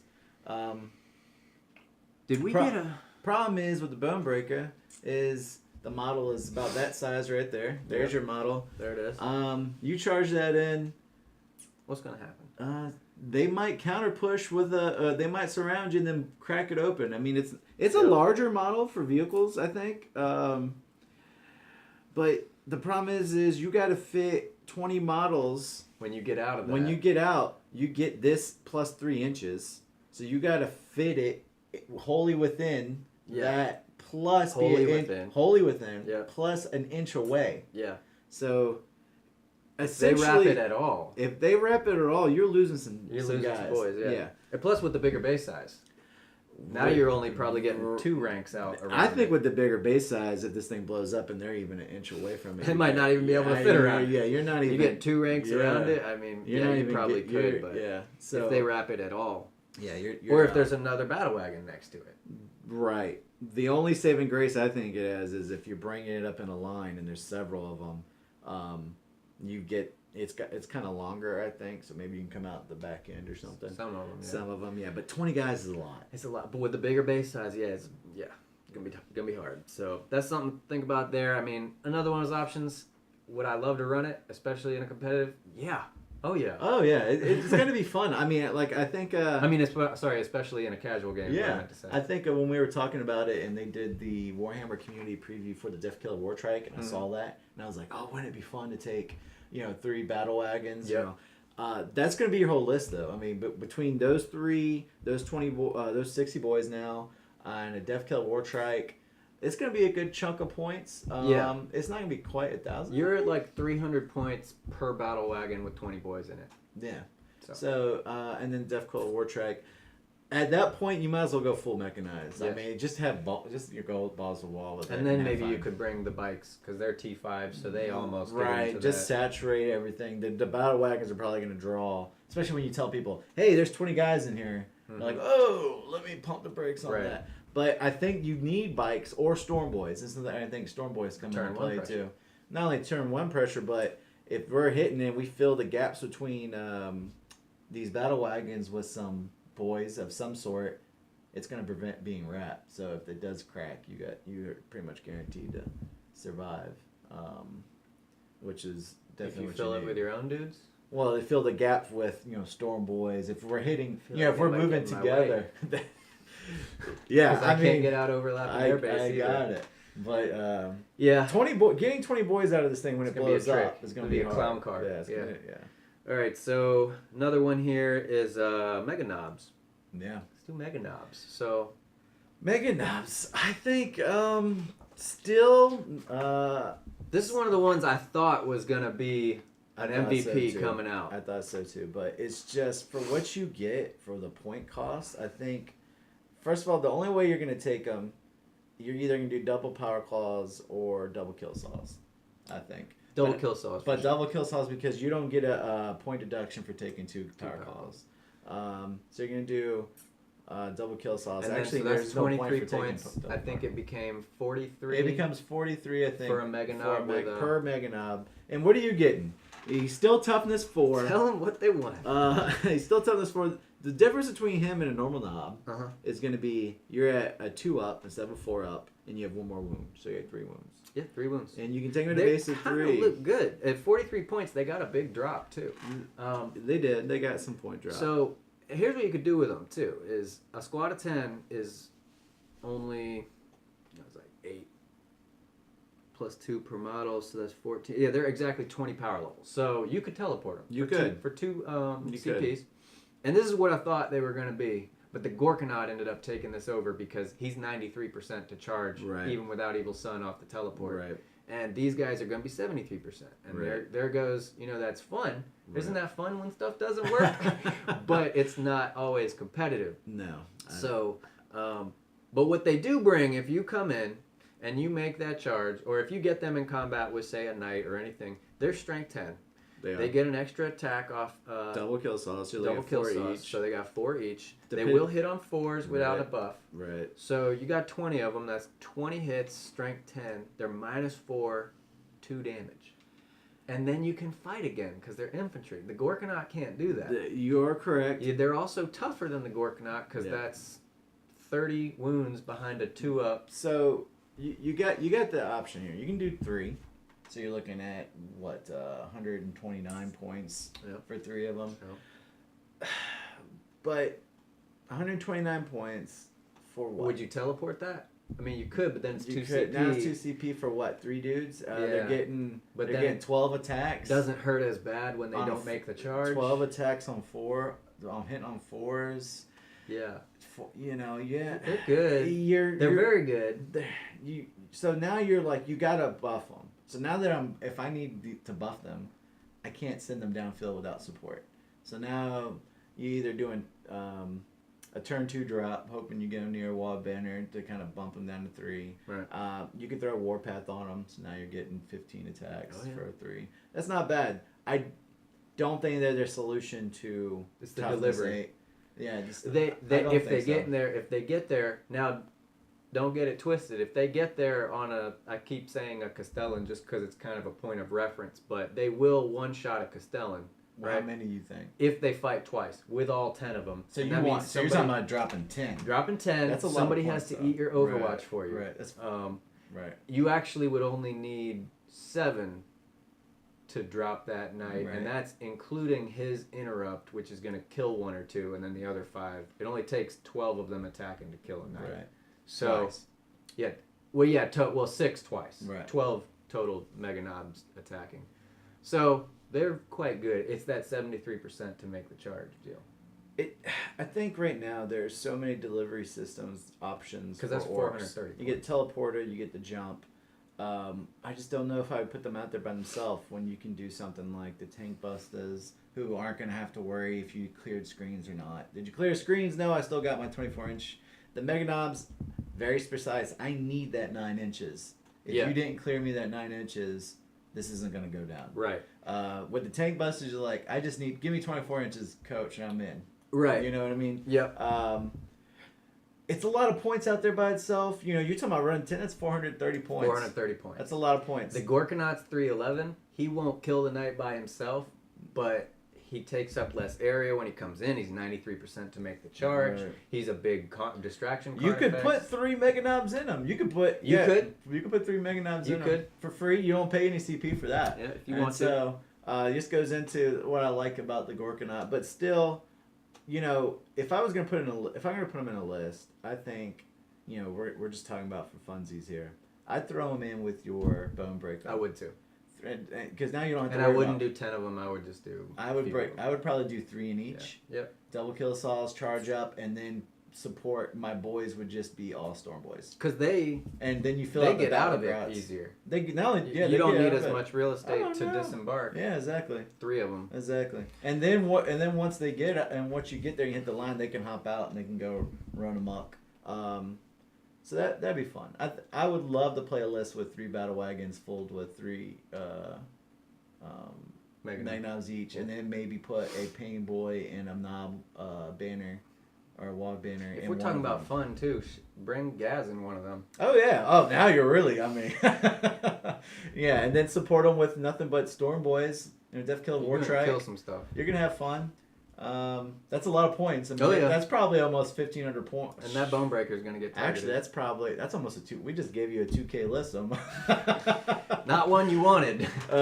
Which, you know, Gaz call. I guess we can talk about we'll put him on the disappointing His drama points side. went up, right? Yeah, we'll talk about him with drama. Yeah. So one more honorable mention we got here for you is Dakajets. This gentleman right here. Right. Man, it looked on paper like they were going to be good. They come out, they got 18 shots. They're only 148 points. You make him a bad moon. He hits on 4s, rerolling 1s, exploding 6s. It comes out to like 12 hits. Strength 6, -1, 1 damage. Pretty good, right? But it's that stat line. It does really well against guard because they're T3, so you wound on 2s. Right. It does okay against T5 models. Not too many of those out there, but maybe. But for the points, you don't get something that can hold objectives. Nope. And it does one thing it doesn't do what Orks are best at. We already have solutions. Not only that, but it doesn't assault. True. So unless you're playing, you know, some crazy Orc shooting list, you know, we already mentioned this earlier. Turn 2 for Orks is pure chaos in terms of you're on that side of the board, you're locked up in combat. I have this thing. It can only do that wonky flyer 90-degree thing. Right. What am I shooting at that isn't already been? It's already not locked in assault or was just murdered. Mean, when I kept theory crafting and thought it was going to be good, when the leaks were coming out, I was like, this would be great for those hive guard hiding back there that are out of line of sight that I can't see. Right. Stuff that is too far away because we have a lot of short range guns. Or hiding behind something. Well, this guy can dig them out of there. Well, it just doesn't. Here's where my initial list was: is I had 2 of these with that list I've been talking about, and when I kept looking at them, for 2 of those, you can do a squad of Storm Boys. Yeah. And I'm like, do 2 of these bring the versatility that a squad of 30 Storm Boys does? No, because we go back. The Storm Boys, they're moving 12. If Evil Sons, 14. Auto 6, that's 20 inches. Now they can 12-inch charge. They're fighting again. There's a obscene amount of attacks. You can warpath them. And what are they killing? The same thing this is going to kill. Right. A lot better. And a lot better. And they're going to attack again. So I can lock even more things in combat. I mean, a squad of Storm Boys on turn 1, if they make their charge, fight twice, and this, that, and the other, they can change the game. Yeah, so this dude's not changing the game. He's not changing the game. No. He's helping you clear some screens, but if I take the Storm Boys instead, they can assault the screen, attack again, assault some more screens. Yeah. Or, you know, if there's anything left, they can kill it. I mean, and then after turn 2 or 3, what is it doing? It's flying around in circles. And my dumbass is going to fly it off the table. Because I already had to I was like drawing a beautiful mind diagrams to try to figure out how to make a pattern that would keep him from going out. And of course, you get the stupid, or not stupid, but I mean, it served a purpose. The flyer rule, which was they brought up for if you have nothing else on the table but flyers, boots on the ground, which isn't a problem with Orks, but you know we do get tabled a lot. I mean, actually, the Orks melt. So I need stuff. I need boots on the ground. I need points that leave me in the game. Yeah, I'll give you that. So All right, that was the honorable mentions. A lot of fun stuff there. Not what I'm bringing in my most competitive, list. But And, stuff that I think would be fun to play. Absolutely, absolutely, and not bad stuff either. Especially if you play it, support it, know how to play. I mean, even like we were just talking about the Decajet, you could take 3, and I think you'd still have fun with them. You could take 3, and somebody would be like, "Those are OP." Yeah. So yeah. All right, you got that air horn ready? Yeah. What's All right, up? buddy. What are we doing? Let's talk about some of this drama. So one thing we were going to talk about index options and base sizes. Yes. So for index options, are you bringing any index options? So me and you, we have a differing opinion on this. I think it's great. Is from my cold dead hands. That's what I say. I think right now the scene is everyone takes index options. Yes. But you're starting to see, I think, especially in the Europe tournament circuit, ETC won't let them. the ETC is not letting you take index options anymore. Why? Because after the Orc Codex, nearly every single army has a codex with the exception of GSE and Sisters. But Sisters getting a beta codex and chapter approved, and GSE is supposed to be out before the year's out, supposedly. Yep. Oh, excuse me. So, will we see that in the ITC? And if it happens in the ITC, you're probably going to see it in local tournament scenes. Yep. My opinion is GW is going to... This is my opinion. This is Chris's conspiracy theory here. Yes. Is GW is letting you take these index options now because they had to bring the game from 7th to 8th. Well, once all these codexes come out, you've seen this with Age of Sigmar. Once all these codexes come out, now we've got all the codexes. You've got the basic rulebook. You got designer notes. You got FAQs. You got chapter. We're about to get a second chapter approved. There are rules hiding everywhere for this game right now. I mean, I say these codexes come out next summer. 9th edition drops. Consolidate. They're consolidating, and they're going to say, buy index because you all have codexes. We've brought you into the way the new system works. And you mentioned this the other day. Oh, and by the way, there's a lot of third parties that Oh yeah, like make those models. Make those models, and they don't make those models anymore. Yeah, and so for instance, Cromlech makes a beautiful the orc on a pain bike. He calls them a surgeon. Sure. Orc surgeon. You can look it up. Beautiful. I was about to buy one until I didn't see it in this codex. Ooh. Because I have a feeling he's not going to exist as an option. Beautiful paperweight. Yeah. Someday. So that's my theory. I think right now, sure, go ahead, use it. Go ahead and use your big I will. Use your War Boss on bike. But I personally am starting to do codex only list because I'm trying to figure out what works without those index options. Right. But if you want to be super bleeding edge competitive, I think there are a lot of options. It's a huge hurt. It's a huge hit. Excuse me, not to. And the big one that comes to mind is that Smash Boss on a bike. Yeah, it's a War Boss on a bike. That Relic Claw. There's not even that many other people in the Codex who can take it. You have to be a character to take a relic. With a character and who has a power claw. And replace your power claw. So you're talking about a Pain Boy could take it on foot. A mech, because I guess his Mega Armor has a power claw. Yeah. A big mech on foot. Yeah. Or in Mega Armor. And a normal War Boss. A normal War Boss. All on foot options. Yeah. Now that, the thing that makes the Smash Boss or the Smash Captain viable is it's like a missile. I just shoot, fire and forget. Right. So, and it's got huge range. So you take that away, that's gonna hurt. I don't even know if I'm bringing that relic anymore. I would still take it because for my relics, I've been spending 1 CP to get 2 relics, and I've been taking the relic on my foot boss, and then because then when he gets in, like, hey, by the way, there's this guy. Yeah. The second relic I've been taking is the cyborg body for the Death Killer War Trike. 5 up, feel no pain. No pain, yeah. So, not bad. No, it's really made him more resilient. But as far as relics go, our relic options kind of suck. Not as good as our Warlord traits. No. I take the Scorch Get Bones for insurance on my jump, just because of my Tank Buster gimmick. But other than that, most of them are kind of bad. I wish there were some relic options that gave me some of those warlord traits because I feel like there's so many warlord traits that are just amazing. I believe it's the Blood Axe does do that. Yes, but it's a warlord trait that gives you, or It gives you an extra CP. It's a relic that gives and gives you an extra warlord trait. trait.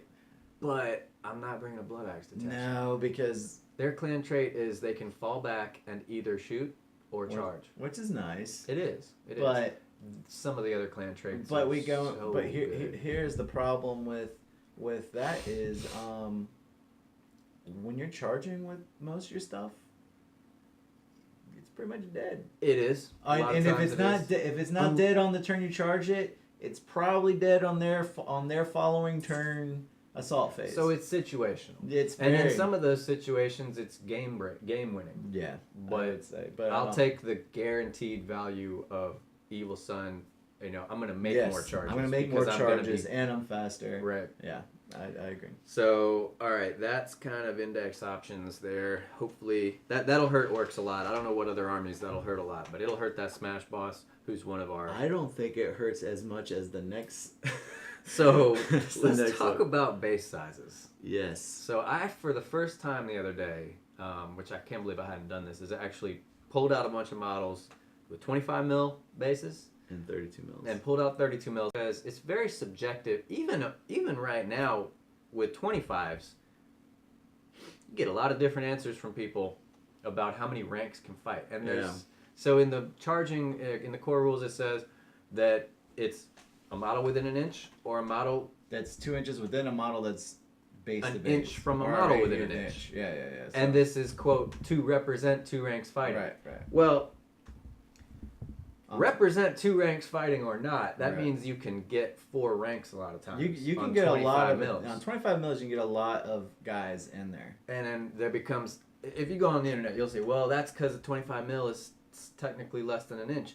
Even without that, if you honeycomb them in, even if it was a little more than an inch, if you honeycomb them in, that Right. second rank is still within an inch of the enemy model. Now we're getting into like a whole nother. And then it's a whole thing. Nother, and that's a then whole. do You you can do a whole want to be video that on that. guy? Like, excuse me, sir, this model is technically. Right. So I don't want to be that. And so a lot of times you can just say, well, my intent is to do this. I'm going to attack with this. I'll tell you, what I usually do is I just say, even with my 25 mils, I usually just say, I want to fight with 3 ranks. I don't want to sit here positioning them perfectly all day.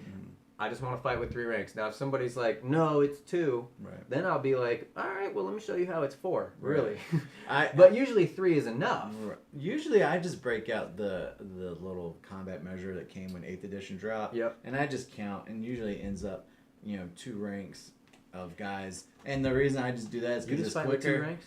Most of the time you charge. You're such a good man. You don't take index options. Well- You fight with 2 ranks. Most of the time, We're playing though- a different army. Most of the time though is because you're charging elongated anyways. Yes. My charges 9 times out of 10 are so thin because I'm charging multiple targets. Yep. Or I'm completely wrapped. Or the guys in the back Right, didn't have. right. There's all this what you could theoretically do with infinite movement. But I really think that where the larger base size hurts you is when you are making those compacted charges, you are losing a lot of attacks. Even just so you're saying is per rank. So let's say you have I'm surrounding like this battle wagon Right. with 25 mils. I can get 10 boys along that side Yes. in 1 rank. Right. With the 32 mils, I'm probably getting 8 boys. Right. And then the 8 behind them. Right. So you're losing, and not only that, here is the problem throw combat out. Your problem is deployment now. Yeah. You're bringing 90 boys. The footprint for 90 boys on the table on 25 mil versus 90 boys on the table for 32 mil. I wish we had a picture of that. I don't have a bunch of boys on 32. I don't have any boys on 32.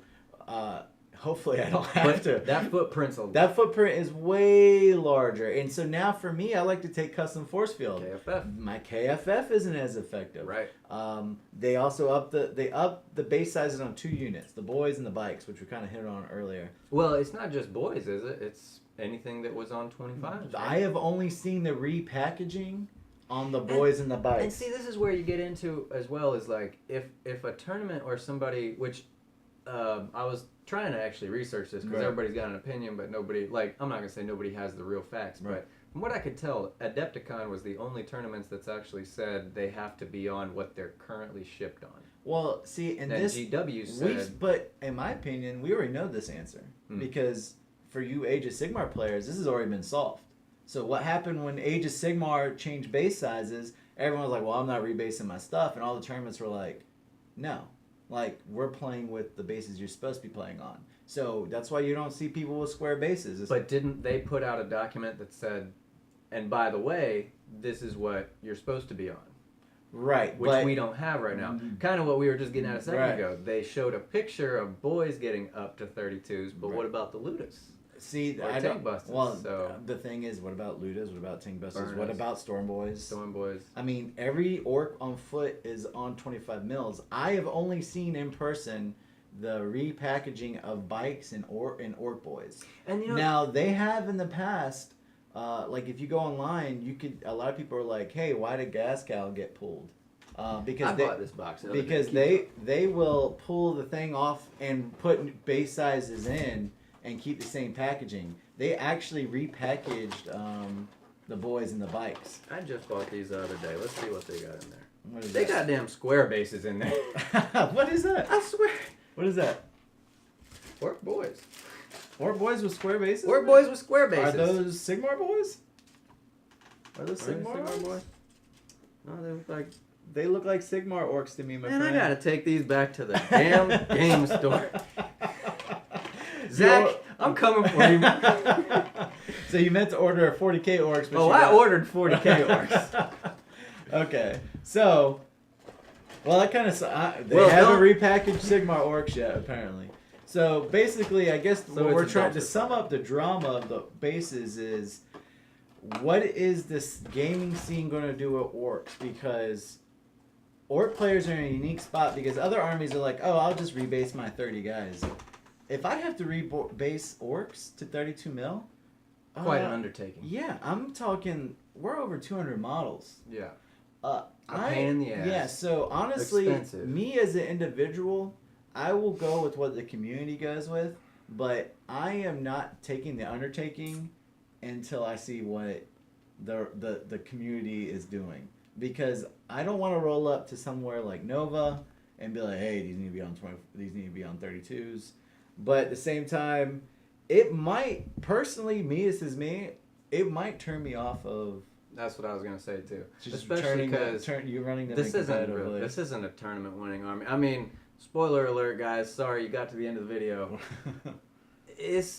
Orcs got a lot better from the index Right. to now. Right. Yeah, for sure. And they're gonna win some games too. 'Cause Right. I was winning some games in the index. Oh, yeah, It definitely. took freaking forever. It I took mean, about 3.5 think hours. in stuff like leagues and campaigns, like I played my orcs in the escalation league and finished second.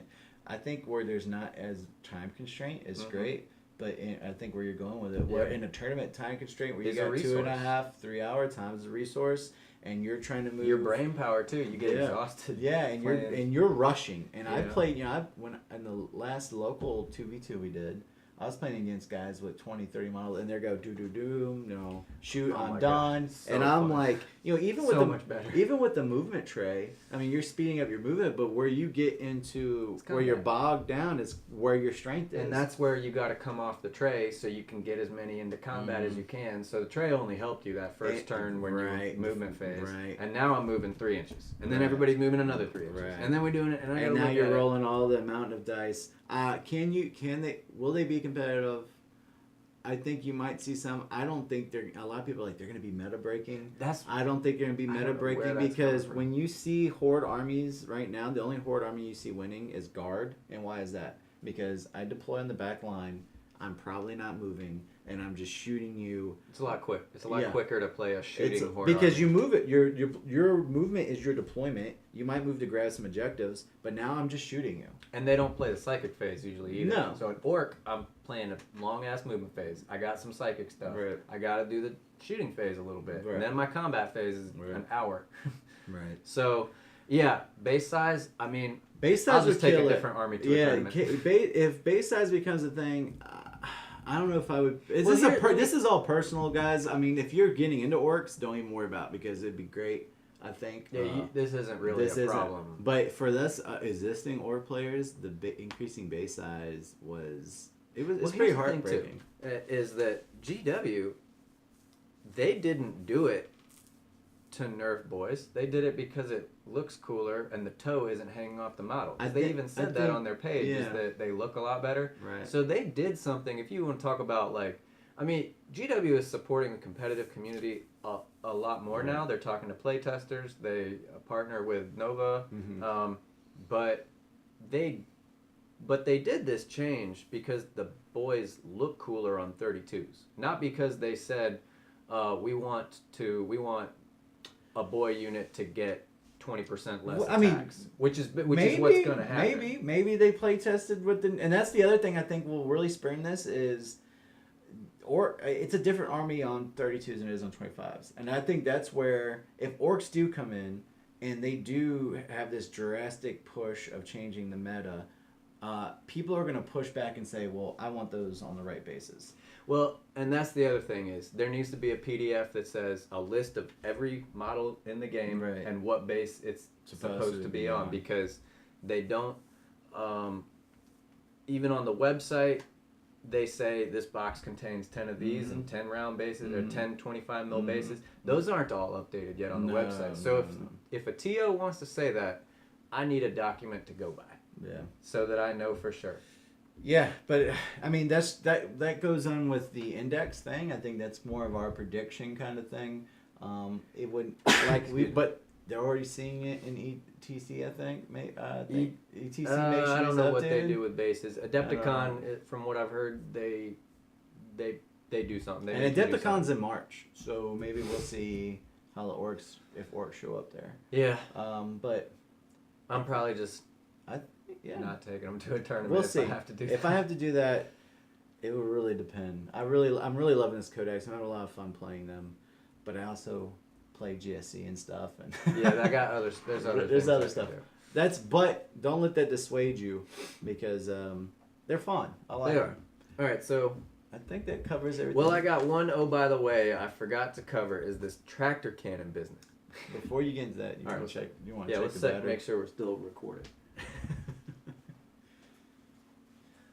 We've been going for 51 minutes right now. Have we really? We got 24% battery, so I think we're good. We're gonna shut this down here in a second, but all right. Oh, shit, I called the missus at 12:30. So this is gonna be like a 2.5 hour video. All right, so tractor cannons. Some people got it in their head that these things are like game breaking good, and it's because they auto hit and they do the melter rule against fly, and they auto explode fly units. I mean, and let's unpack not only the tractor cannons, let's unpack the mech guns in general. The mech guns do not benefit from clan cultures. I don't care what you read, I don't care what you say. They fall under the Gretchen. And if you didn't know, the Grots rule is units comprised entirely of Gretchen cannot benefit from any clan culture. In addition, Orc stratagems can only be used on these units if the stratagem explicitly states so, which is pretty much just the Grot shield stratagem, I think. Off the top of my head. It's the only one I've seen. It's the only one it's off the top of my head. So they can't use any stratagems. Can't use any stratagems. Can't use clan trait. Can't use the clan trait. The only thing they get is DACA. So they will get exploding sixes because it's on their data sheet. But they can't even do more DACA. They can't do more DACA. So you're just doing DACA. So did some math here real quick. I made up 2 make-believe targets against a T6 target that has the fly keyword, and say it's got a 5-up invul, say it's -1 to hit. So you're talking about basically the perfect unit for a tractor cannon to shoot against. Right. You're doing 24. You're paying 24 points per damage that you get. Right. That's what my calculator said. A smasher gun is paying 30 points, so you're paying 20% more points there, and you're paying for a custom-medic cannon you're paying 29 points per damage you do. So the tractor cannon edges it out, and you get the auto explode. So if you blow that plane up over their stuff, it will do better. That's against your T6 models with fly with -1 to hit. When it's not -1 to hit, in every other case, the Smasher Cannon and the Custom Mega Cannon outperform. Right. So against a T8 model, for instance, with a 5-up invul, the Smasher Cannon pays 26 points for a damage, the Custom Mega Cannon pays 26 points for a damage, and the Tractor Cannon pays 39 points for a damage against a T8 with no -1 to hit and a 5-up invo. So, yep, it's auto hit, guys, but it's only one shot, and it's just objectively on paper not as good as some of the other options, unless you're talking about that perfectly statted target with a T6 and the -1 to hit. I just don't. It doesn't have the utility. You don't get any of the. You give up kill points like crazy. Yeah. They're easily off the board. You're not getting any stratagems. You're not getting clan culture. It's a problem I think that the Killicans have, which is, I think I understand why they did the Grot special rule, because you don't want to take a whole battalion of just cheap Grots, where I could give them some of the Orc clan cultures are like 6-up feel no pains or 6-up vulnerable no matter where you're at. I can see why you didn't want to just have a flood the board with cheap objective holders that automatically get all these buffs all the time. I get that, but I don't think they should have extended it to the mech guns. I don't think it should have extended. Killicans. Killicans were this close to being competitive, in my opinion, because they can, they get the vehicle charge, they get all these other stuff, and then they put the Gretchen keyword or Grot keyword, and now they're pointless. Yeah. But yeah, if you could take a tractor cannon with that Death Skulls keyword and didn't have I could think reroll of a damage. bunch of stuff with Killicans and mech guns where if they didn't have that rule and they got clan cultures and they got stratagems where I would put a squad of 6 Killicans, make them Goths in a teleporter, you drop them. They are unit vehicles, you can batter ram, 3d6 charge, they're 4s to hit. You can even give them Warpath now, exploding 6s for melee attacks. I mean, they're like strength 9 or 8 or 7 or something. I mean, high strength, high IP, flat 3 damage on the Killer Claw. Be awesome. That'd be awesome. But can't shoot them because they're dropping on you. Right, but they can't do any of that. So so now you're just paying for some what a strong world rats. that would be. Yes. And then one more. The final point on those is you could bring some of those custom mega cannons or smashes or tractors too if you come against that fly target. If you're going against the Eldar flyers or what have you. But it comes down to that. Okay, you're giving them 2 target profiles to shoot at, boys, and artillery that have 6 wounds and T5, and so okay, great. Now my high damage weapons have something to shoot at, and you can pick those up, please. Right. So there are. Oh, and then by the way, you just gave up like 5 kills on turn 1. Yeah, so. which a lot of tournaments are using unit kills. So yeah. But I think we've covered everything. There's no way anyone's making it to the end of this video. If you do, comment that you watched the whole thing below so we can thumb you up, because I really don't know what we can give you. We appreciate you guys. Yeah, for sure. So if everybody likes this, we'll do some more. I don't know if exactly be us, but it won't, because I could talk Orcs all day, which is how we talked to a dead camera yesterday for 30 minutes and just had fun. But I play GSC, so maybe I'll get it on the GSC. Maybe I'll drag Dan or one of the other NID players into it. But I think it's a good point. Sign off. One more air horn. Let's do one more air horn to see us out, guys. All right, guys. Thanks for tuning in, and we'll see you next time with whatever content we got. All right, guys. Thanks.